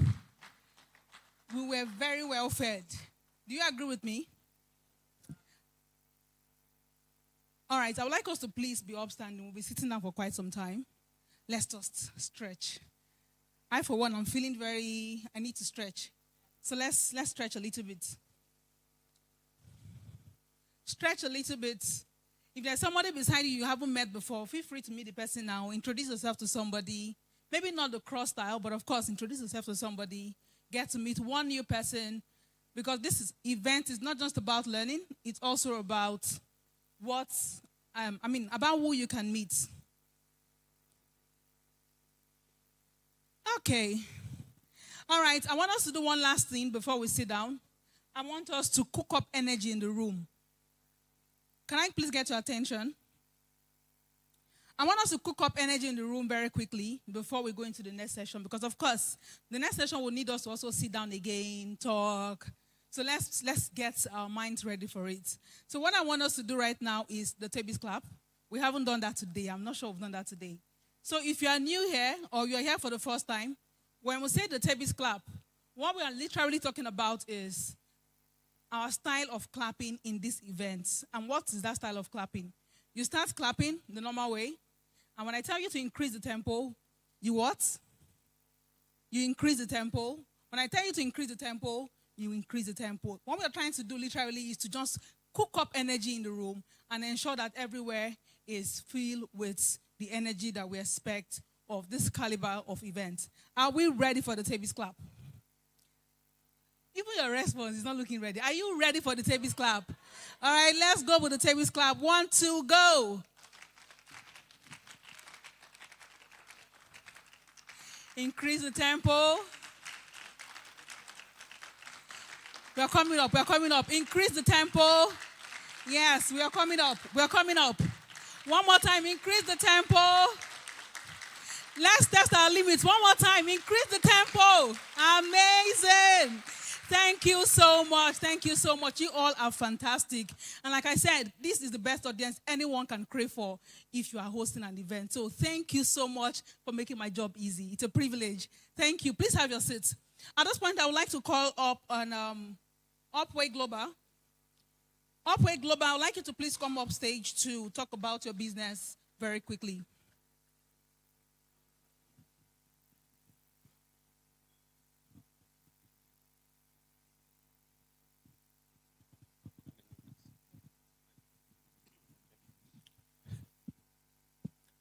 Good afternoon, everyone. Sorry, I mean the afternoon, the morning. All right, good afternoon, everyone. All right, my name is Austin Oladejo. I'm the founder and CEO of Upway Global Investment Limited. But first, let me appreciate the organizers of CAPSA. You know, they've done a great job. Please let me celebrate them. So, fortunately, I'm a member of this church, and over the last 8 years, I've benefited a lot from CAPSA. From the training, and today we are here standing and to showcase our brand. Please, once again, let me celebrate CAPSA. All right. So, Upway Global Investment Limited, we are people empowerment and enterprise development company with focus on real estate brokerage. Real estate is a platform that anybody can come in, either as a developer, a realtor, and many other things. So we choose to be a brokerage. A few years ago, I started as a realtor in real estate. And fortunately, one of my guys is there, Mr. Wisdom Ezekiel. I started with pertinence. I was trained there, and I made money. And along the line, I find a way to help other people to start their own journey into real estate. After I made some money, I saw a lot of people who invited me to come and train them, to become a realtor. Along the line, many developers reach out to me to come and market for them. But I saw how I can link the people I was mentoring and connect them to the developer. This is how Upway Global Investment started. And from there, we started a realtor platform. So today we have a lot of people, over 1,000 people in our platform that we have trained, empowered, and they've also built a platform for themselves, and they are making millions of naira, and empowering others at the same time. So if you are looking at starting your own journey into real estate as a realtor, Upway is a place to be. We give you training. We have all kinds of training. We teach you digital marketing, how to sell, how to close deal, how to follow up. And we do all these things for free. So this is our stand. You can reach out to any of our realtors. They will take you through all the necessary things that you need to do. Thank you. God bless you. Thank you so much. Please put your hands together for Upway Global. Thank you very much. All right, so we're going to have Adure come up. But while Adure is coming up, I'd like you to please, if you have questions, put down your questions. If you would want to do that in person, we would need you to come outside, and then we can proceed with this thing. Please put your hands together for Adure. Adure. I was going to ask your name. Good afternoon, my potential customers. I'm so excited to be here this morning. My name is Blessing. I'm a representative from Adure Collections. So Adure Collections specializes in African prints and also English prints. So we have Kampala, we have Adire, which is also called tie and dye. We have also Ankara fabrics. We have them in different styles. We have them in cargo pants. We have them in boo-boo gowns. And we also have them in two-piece outfits, like you can see here. These are our products. We have them in boo-boo, like I said. We have them in Adire, which is also tie and dye polo. We have them in pants, and they are so lovely. I'm sure that you can testify from what you're obviously seeing here. Do I have a witness? All right. So we're located just by the end. When you come into the building, by the left, like a one booth away from the first one, you find us there. We look forward to your patronage. You can find us on Instagram at Adure Collections. We're also operational in Lagos, Nigeria, and also in Canada. Just in case you have family members and friends in Canada, you can refer us, and we will definitely have something, for you as a referral. We look forward to your patronage. We'll be here all through till Sunday, and we have them at discounted prices. And I also like to say that I know that a lot of people here always feel like the people inside here, because we are premium, our things are very expensive. So sometimes you are even scared to come in. Please don't be afraid. You can see the way I'm smiling. So I'll be pleased to welcome you. I'll be looking forward to, meeting you. Pricing is free, like we always say. So don't be afraid to come in and, make inquiries and price. And I would like to say, don't just wear clothes. Wear Adure. Adure is one of the best in Lagos and beyond. Thank you so much. I know you can do a lot better than that. Don't just wear clothes, wear Adure. Thank you so much. Right about now, we're bringing up on stage the first speaker, Mr. Wisdom Ezekiel, for the panel session. Please put your hands together for him. Is that how you clap for our speaker?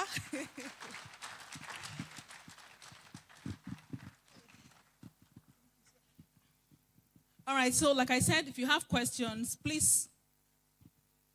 If you have questions you would want to ask in person, can you please come outside? And if you have your questions written down, I would like you to give your questions to the guy standing. Please, you can reach out to him with your questions if you want to ask it written. But if you would like to ask in person, please come outside so we can proceed with the panel session.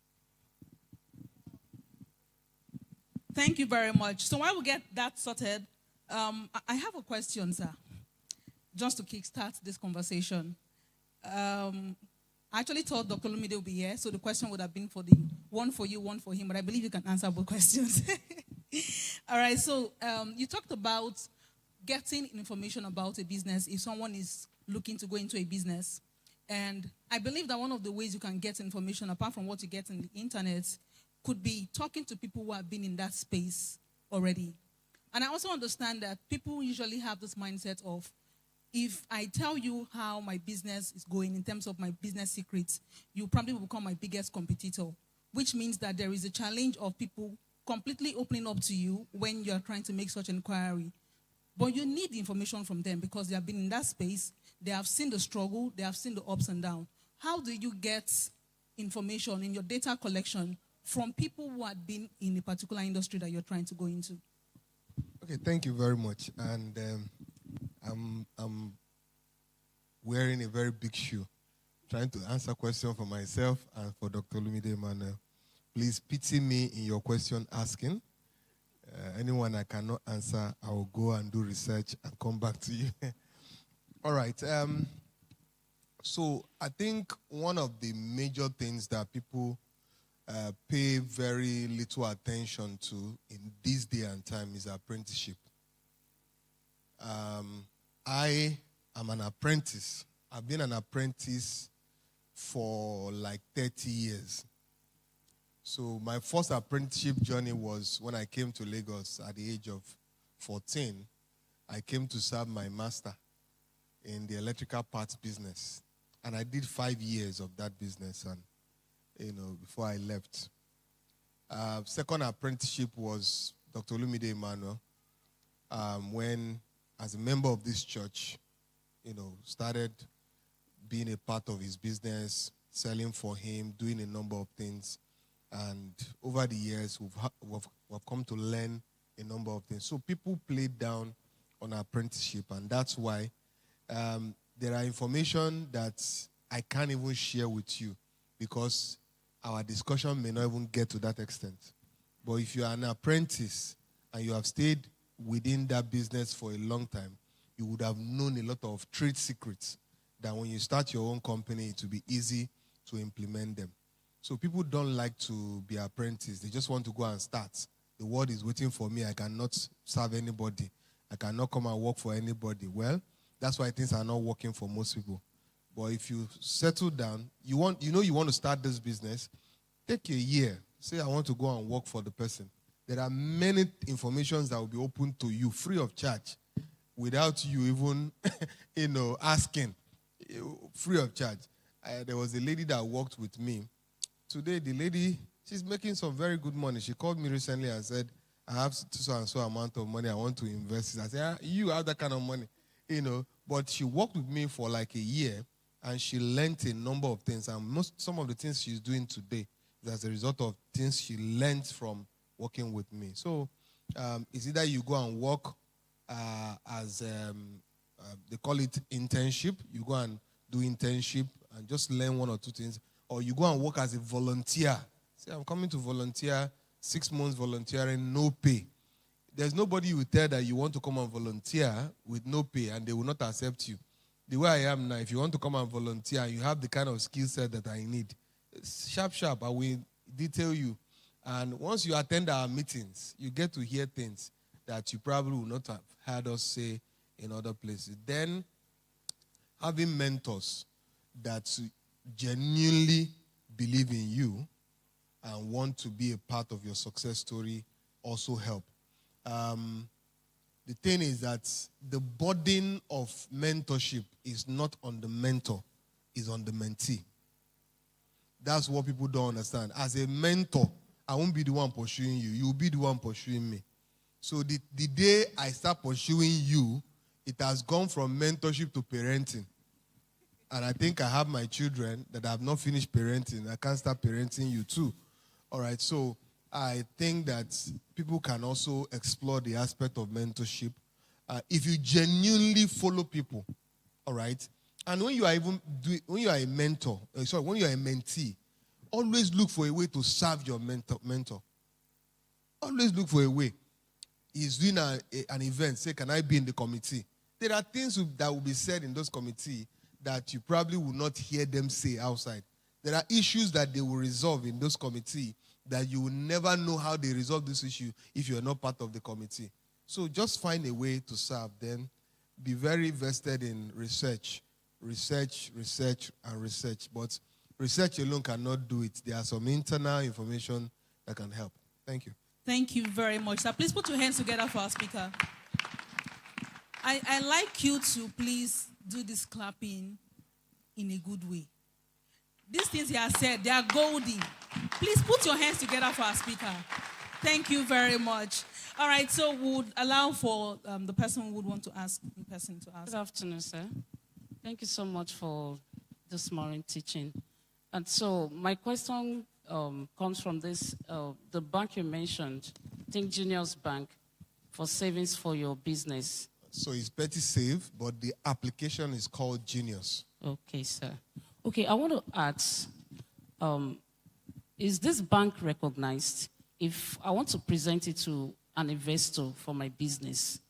What I'm asking is, I have a current account I'm running, and then since we started the exhibition on Wednesday, which is on the 1st of this month, right now as I speak, I've not been able to do any transaction on that current account. I have vendors I need to pay, I have a lot of things I need to sort, but I've not been able to do anything. I think probably because of network or whatever from the bank. So I want to ask, if I want to open this account, I want to ask, hope I won't face such difficulties. When I want to use the fund in the account, I won't have any difficulty concerning that. And then I want to ask also, if I open this account, will that guarantee me to get a loan from the bank?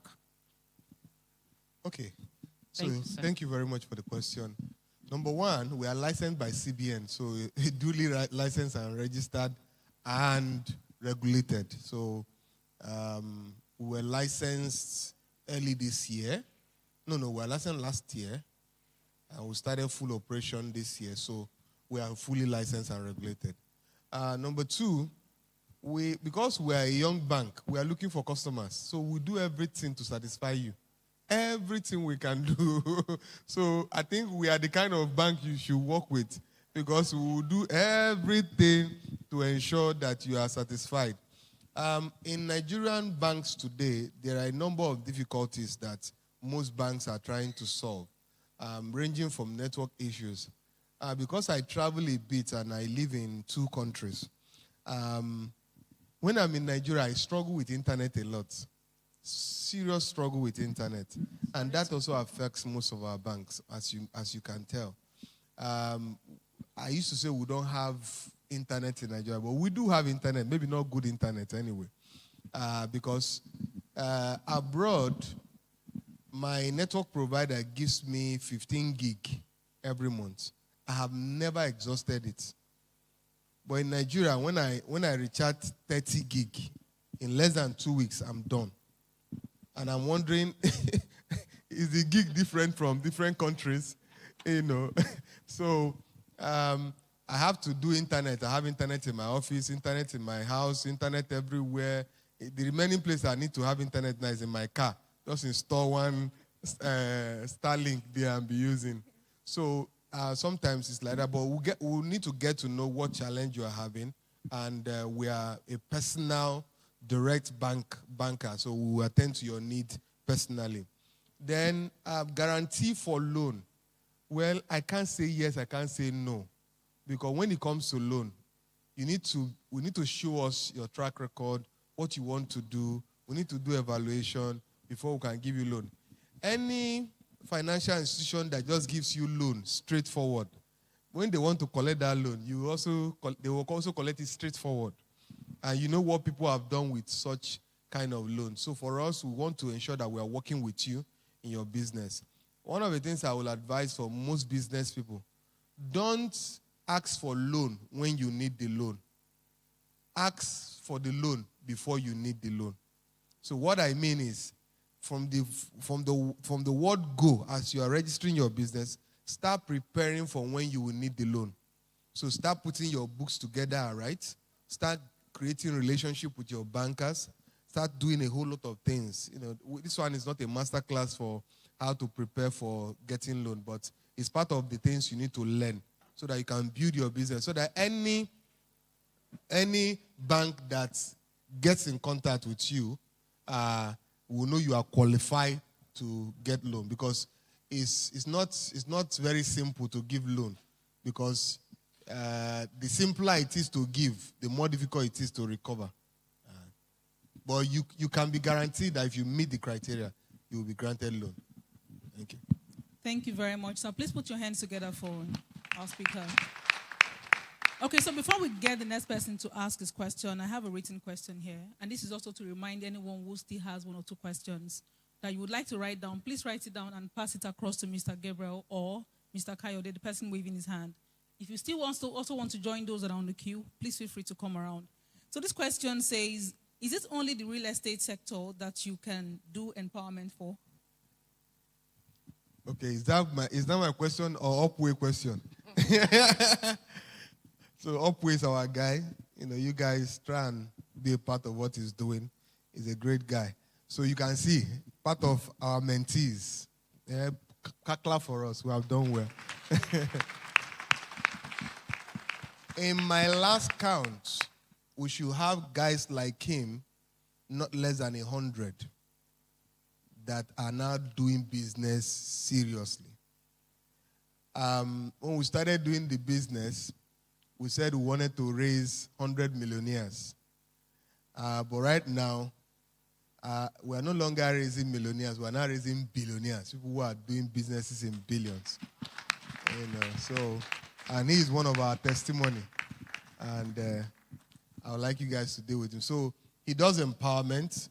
Whatever you can attend to do with him, do with him. So when it comes to empowerment, empowerment is all round. Even God said, I will give you power to make wealth. That's empowerment. God empowering you. So it's not just limited to real estate. Anything can be an empowerment. Farming can be a tool for empowerment. Education can be a tool for empowerment. Financial services, tool for empowerment. Church is a tool for empowerment. Everything you can put together, as long as it can deliver value to people, then it's a tool of empowerment. Thank you very much, sir. So let's take one of the questions we have here. Thank you, sir. I appreciate you. I never knew it happened to you too. I thought it was only my phone. I've never finished 15 gigs elsewhere. But since I came for 2 weeks, I have used 50. And it's just running. So it's well. I want to ask you, what has been the most difficult time for you and your team in pertinence? The most difficult moment, and how were you able to manage and overcome? And that is one. And two, what advice will you give to someone or people that are in some certain businesses that really like promising, but have never really been delivering dividends after a year, 2 or 3 or 4? So what can you tell such a person? And using any other, you understand, Facebook we say after that. So what can you tell them? All right, thank you very much, sir.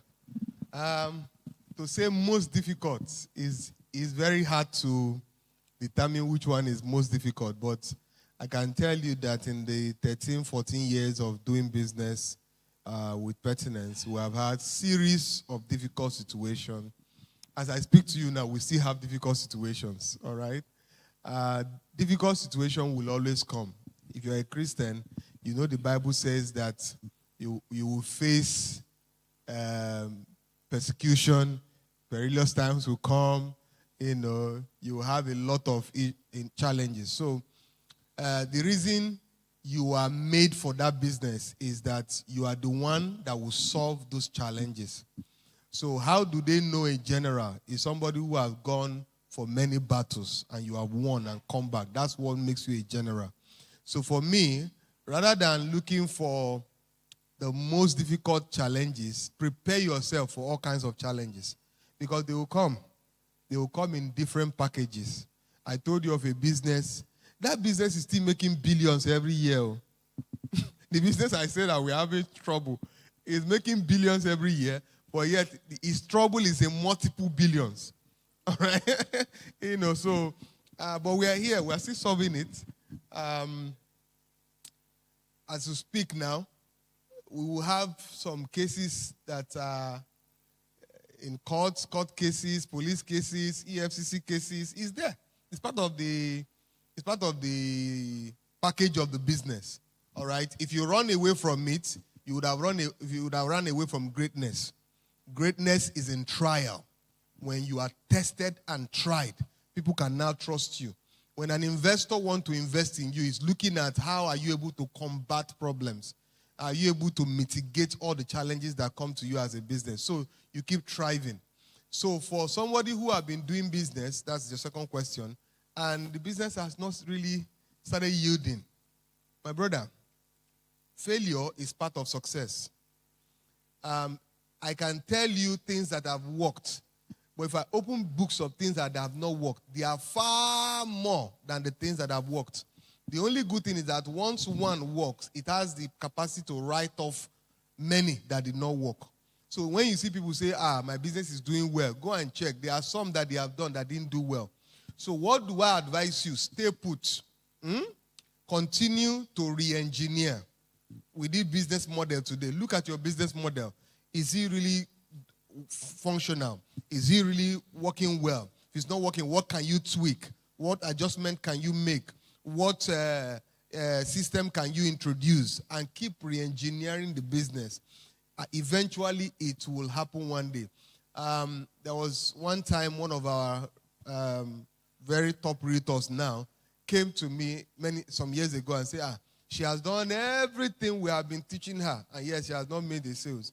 I said, have you done this one? She said, yeah. Have you done that one? She said, have you done this? He said, Mr. Wisdom, I have done everything more than what you have taught me.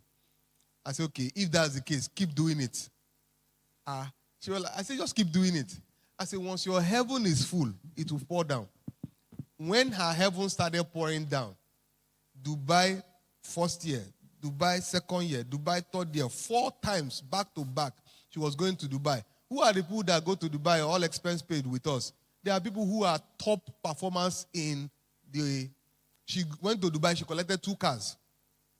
all right, as productivity bonus. But before then, she was just investing in her heavens. Just appear, show up, all right? I like the verse of scripture that said, knock and it shall be opened unto you. Seek and you will find. Seek and you'll find. Knock, the door shall be opened. Ask and it shall be given unto you. Now, if you go to the Amplified, he said, he that knocks and keeps knocking. He that asks and keeps asking. Because the challenge with people is that you knock one, they didn't open the door, you walked away. By the time you were walking away, they opened the door, they didn't see you. So keep doing what you need to do. Position yourself. Keep at it. This thing is for people who are ready to face lion. All right? The reason why I succeed in business is not because of my facial expression. It's because of my heart. Some very hard stone is here. Some lion is living here. So I'm able to face challenges. And they are very difficult challenges. All right? So one of the ways to develop yourself to be able to face challenges is some of the things you are doing now. Getting educated, getting informed, getting inspired, going for conferences, having a mentor, praying, doing a whole lot of things. You develop yourself. And don't run away from problems. Problems are potential opportunities. And if you can convert them, you can take them to your benefit. Then one of the things I advise business leaders is take regular retreats. Take regular retreats. When I am overwhelmed, that's what I do. I just lock myself up. I don't want to see anybody. Take a book, take water, do some prayers, do some reading, sleep. That's what I do. And when I come back, I'm refreshed and refired. When I'm firing, you think that this guy does not have a problem. But I've gone to calm down. So take some retreats and it can help. Thank you very much. So please put your hands together.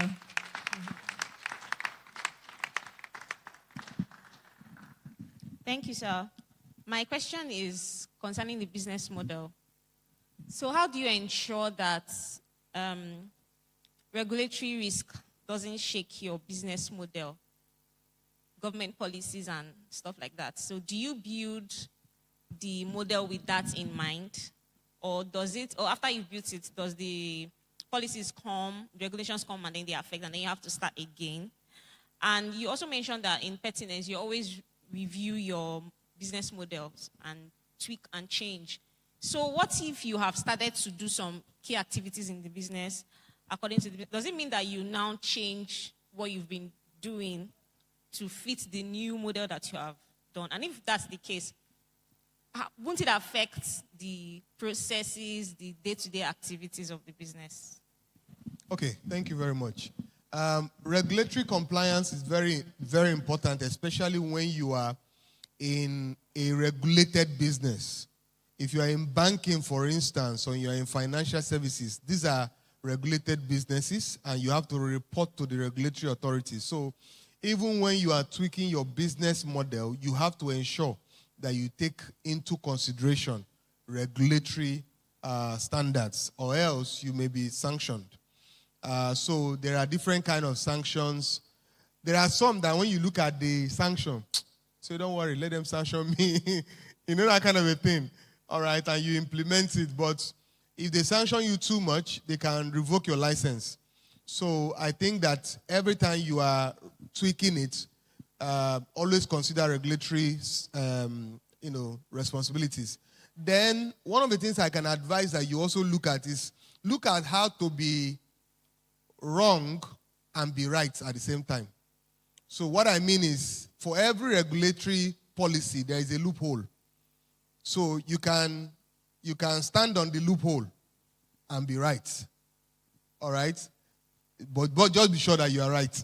Because the regulator, when they come, they will be the one to determine whether you are right or wrong. But let it be that you have something to prove that you were right. Maybe an example that I will say, is maybe the regulatory body says, okay, you cannot borrow somebody money more than 5 million per time.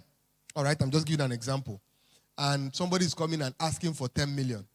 All right, then you need to look at how do you give the person 10 million without giving the person 10 million. How do you give the person 5 million, maybe doing it twice? Those are the things you can do. Yes, you have still given the person 10 million, but in terms of reporting, it's not showing that you gave the person 10 million. You get what I'm saying? That's more like you are complying with regulation, but in a way. But let me tell you something. I'm not the one that advises you to do that. All right? Because the regulator is the one that will determine whether you have fallen short or you have not fallen short. So it's always the best to comply with regulatory standard, because you never can tell where it will come from. It's best to comply. Tweaking our system in pertinence and how sometimes you have set some things in motion and you have to tweak your business model. The thing is that for you to tweak your business model, it means that there's something you have discovered that wasn't working. Or there's something you discovered that is working, but to optimize it, you needed to introduce a better model. So that's why we will tweak it. But if it's working and it's okay, then there's no need to tweak it as much, all right? So if there are things that we have put in motion that tweaking the business model will affect it, we need to weigh the pros and cons to say, okay, if we tweak it, will it give us better outcome?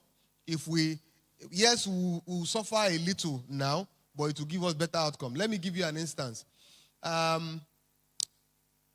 Between last year and this year, we have not done much of opening of new estate locations. We didn't do much of that, all right? What we did was more of consolidating on the ones we have. And the challenge with that is that people are always looking for something new to sell. Once they have sold one particular location for 3 months, they are fed up. They are looking for something new. And that's what we kept doing. And that has resulted to we having a lot of estates that are not fully developed the way we want them to develop. So we now decided that let's tweak this model. We want to concentrate on selling and developing the ones that we have. And by so doing, we have not opened a lot of locations. And people are coming to ask us, when are you opening new location? When are you opening this new location? We say, no, we are focusing on the ones who have opened to develop it to full capacity so that we have. Now, the adverse effect of that is that for people who are looking for new location, you probably you will lose them. But for people who are willing to stay with you, one of the things they will enjoy is that they will enjoy locations that are fully developed. And you too, you can be proud of yourself that you have done a fully developed estate, and that can give you leverage, to do even much more. So tweaking that helped us a lot, because as I am here now, we would have done well over 100 estates. Plenty, some of them, different places. And sometimes it can be tiring. Even to manage over 100 estates can be every month, if you see the amount we pay in security, you are paying security, both the normal security guards and the police security. You are paying a lot. We pay millions of naira in just securing those land. And when you tell a customer that I've been securing this land for the last 5 years, this is your security levies, you say, Laila, I will not pay. Is it not an estate? People say you are an estate and you call yourself a pastor. But I've been securing, paying. In fact, there was one I approved recently. I was like, when will we stop paying this money? There's a particular guy in one of our estates that is our security person. The guy, we pay him for doing nothing. Just pay him for the day he will need to do something. You are just paying him for the day he will need to do something. And sometimes those kind of days come when somebody will just enter your estate and start doing fence. That's the day when I say, yeah, okay, go and check. There's something is happening there. Or he will be the one to even call our attention to it. So in remodeling your business model, you need to look at, is this something that is no longer working you want to retweak? Is this something you want to do now to help you perform better in the future, that can save you money in the future or make you more money in the future? But if it's not anything, if it's working and everything is fine, why not? You carry on with your business model. Thank you very much, sir. All right, so we have one last written question here. This person says, please, where is your bank located? And when I do a target savings, how much interest or percentage do I get on my savings? Okay. So our bank is located in Akowonjo, but we are online. So it means that we are global. All right? You can access us anywhere in the world. So it's either you download the Genius app. If you go on your Google Play Store or Apple Store, you type in Genius by PettySave. You will get it. We have both the one for business, PettySave for business, and PettySave for Genius for business and Genius for individuals. So you'll be able to download it. Now, when it comes to the percentage interest, it varies, all right, from business to individuals. But it's maybe between 5 to 10%, as the case may be, the interest that is paid on your target savings. But when you are onboarding, it will have shown you the interest level that you are, depending on whether you are a business or you are an individual. So that's what but that particular application is one that we are building. So we are building more like an Amazon for Africa, all right, inside the Genius. Because in Genius, you can onboard your business. The way you are now, all these businesses here, they can go and onboard on Genius, and they can use Genius as their application to sell their products, copy their links, send everywhere. People can buy things through their stores. And by so doing, we are building and we are retweaking a lot of things. The good thing about it is that early adopters of many of the technology are usually the ones that enjoy it the most, because you would have grown with the technology. So, and as you onboard anything that you get, you contact there, please get us the feedback so that we'll be able to keep innovating and keep moving forward with the application. Thank you very much. Thank you very much, sir. I have a last question. This question would have been for Dr. Olumide, but I'm very sure you can do justice to this. So during the session, okay, sir. All right. So during the session, he said that one shouldn't go into business with a survivor mindset. However, I want to know if, in a way, this survivor mindset can turn into a fuel that can help a business. So, say for instance, you think because you need to survive, this business needs to survive. Is this something that can be turned into a fuel to help a business survive eventually? Okay, so once you have made that twist from because I need to survive, this business will need to survive, you have changed from survival mentality to vision mentality. So what I usually advise is, because I know people need to survive, you are doing a business, you are trying to follow the business model, you are trying to ensure that you follow the business system and all of that, all the things that we have taught you, you are trying to ensure that you are doing business right. But you need money to survive, all right? So I usually will advise that you have what we call side hustle. That's the survival kind of things you are doing. But why you are making money from your side hustle is to ensure that you invest into your business. Because that business is the one you have vision for. All right? People enter business for different reasons. Some people enter business because there are people who, they don't do business, they are not okay. Someone like me, if I'm not in business, I can't be okay. All right? Somebody asked me a question while I was away. He said, how much can we pay you for you to sit down and not go back to Nigeria? I said, I don't even know the amount. Because I can't sit down. I can't see myself sitting down. No matter the amount you pay me, I will still be growing up and down. Somebody asked me that, what if they employ me, I get a very good job? I said, me. I said, I will be controlling the boss. I will be controlling the owner of the business, because I won't be thinking like somebody they are paying salary that need to just submit to boss. I will be controlling him and say, sir, that's not the way they do things. This is how you need to do it. And all of that. So that's why I cannot sit down. So for me, for people who are like that, they might need to have some side hustle. For instance, you are here now, you want to be a realtor. That can be a side hustle.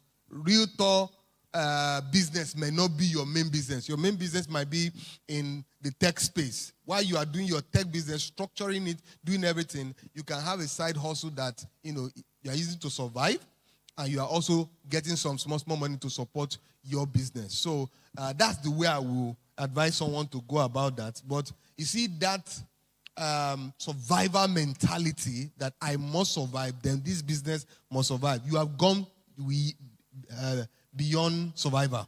You have now transferred that survivor to business survivor. And once you transfer that, you have left the survivor level. It means that, see, I will do everything within my power to ensure that this business succeeds. Let me tell you a small story. I usually tell this story in most of my presentation. When we started our business in Pertinence, every day I was going to the office. In fact, one of the things we pride ourselves those days is that we are the first to open the office in that small plaza where we are, and the last people to close. It happened like that for years. For like 2-3 years, we were like that. All right? Now, every day I'm going to work, I'll look for one small money, give to my wife to cook, and all of that. One day, we left church, it was here. I was sitting somewhere there, two of us. As we were going back home, she asked me, I said, did I hear the announcement in church? I said, what announcement is that? He said, you know that they say they need driver in church. I said, so what does that have to do with me? He said, the thing is that, I know you are doing business, all right? But I just need something regular, something I can bank on. That even if it is 5,000, I'm getting every month. I will know that it's 5,000. I can plan with it. But this one that you are going to today, 150, tomorrow 200, how will I be able to plan with that? That if you get that job now, you'll still be doing your business, but you'll be doing the job, they will be paying you salary, then you can give me something that I can bank on. I got angry. For the first time, I raised my voice. I said, never! Don't do that! Because before then, I had served. I have worked. I have done all that I needed to do. Now I'm focusing on my business. You see, that was when I switched from personal survival to business survival. The business must succeed. Even my wife could not talk me out of it. Are you getting what I'm saying now? So that's what Pastor Olumide was talking about. When you focus on your business and say this business must survive, it's not about personal survival, it's about business survival. Then when the business survives, you will have survived. Absolutely. Today, one time, maybe 2-3 years after that time, and I told her, I said, come, I got a job in Dubai. As at that time, I said, they will be paying me 500,000. That I want to, he said, where are you going? I said, even if it is 50,000 that I'll be giving you. She was no longer interested in the money because she now sees that this one is working. But what made it work is that I switched from personal survival to business survival. My family suffered for it. I suffered for it. Many things around me suffered for it. But today, everybody that suffered, they are now enjoying. Please, let's put our hands together for him. Put our hands together for Mr. Wisdom Ezekiel. Thank you so much, sir. It was such an insightful panel session. Thank you for your engagement. Thank you for your questions. And I do hope that after now, everything you have heard and learned today, you can put to good use. Thank you very much. My name is Magdalene Ologun once again. Thank you very much. Thank you, everyone, for joining today's session. Before we take our leave, we have a few announcements, if you wouldn't mind. So as we're leaving this place, because you're in this auditorium, you can start with the premium exhibitors. Just go around. The lady said pricing is free. So go around, you see what you like, you buy them. And also we have an open market where you buy everything there, food stuff, everything that is there at the open market to get them at wholesales. It's just right opposite this auditorium at the Transformation Hall. Then we'll have this same session continuing tomorrow. The summit continues tomorrow at 9 a.m. And for those business owners or career people that want mentorship, that want counseling, we'll be having a counseling session from after now until 1:30. So if you're interested, please just go under the gallery and register. So we'll have the counselors come attend to you.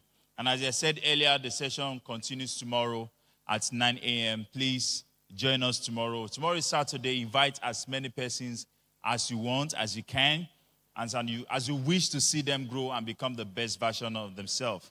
Once again, thank you for joining us today, and we hope to see you tomorrow. God bless you.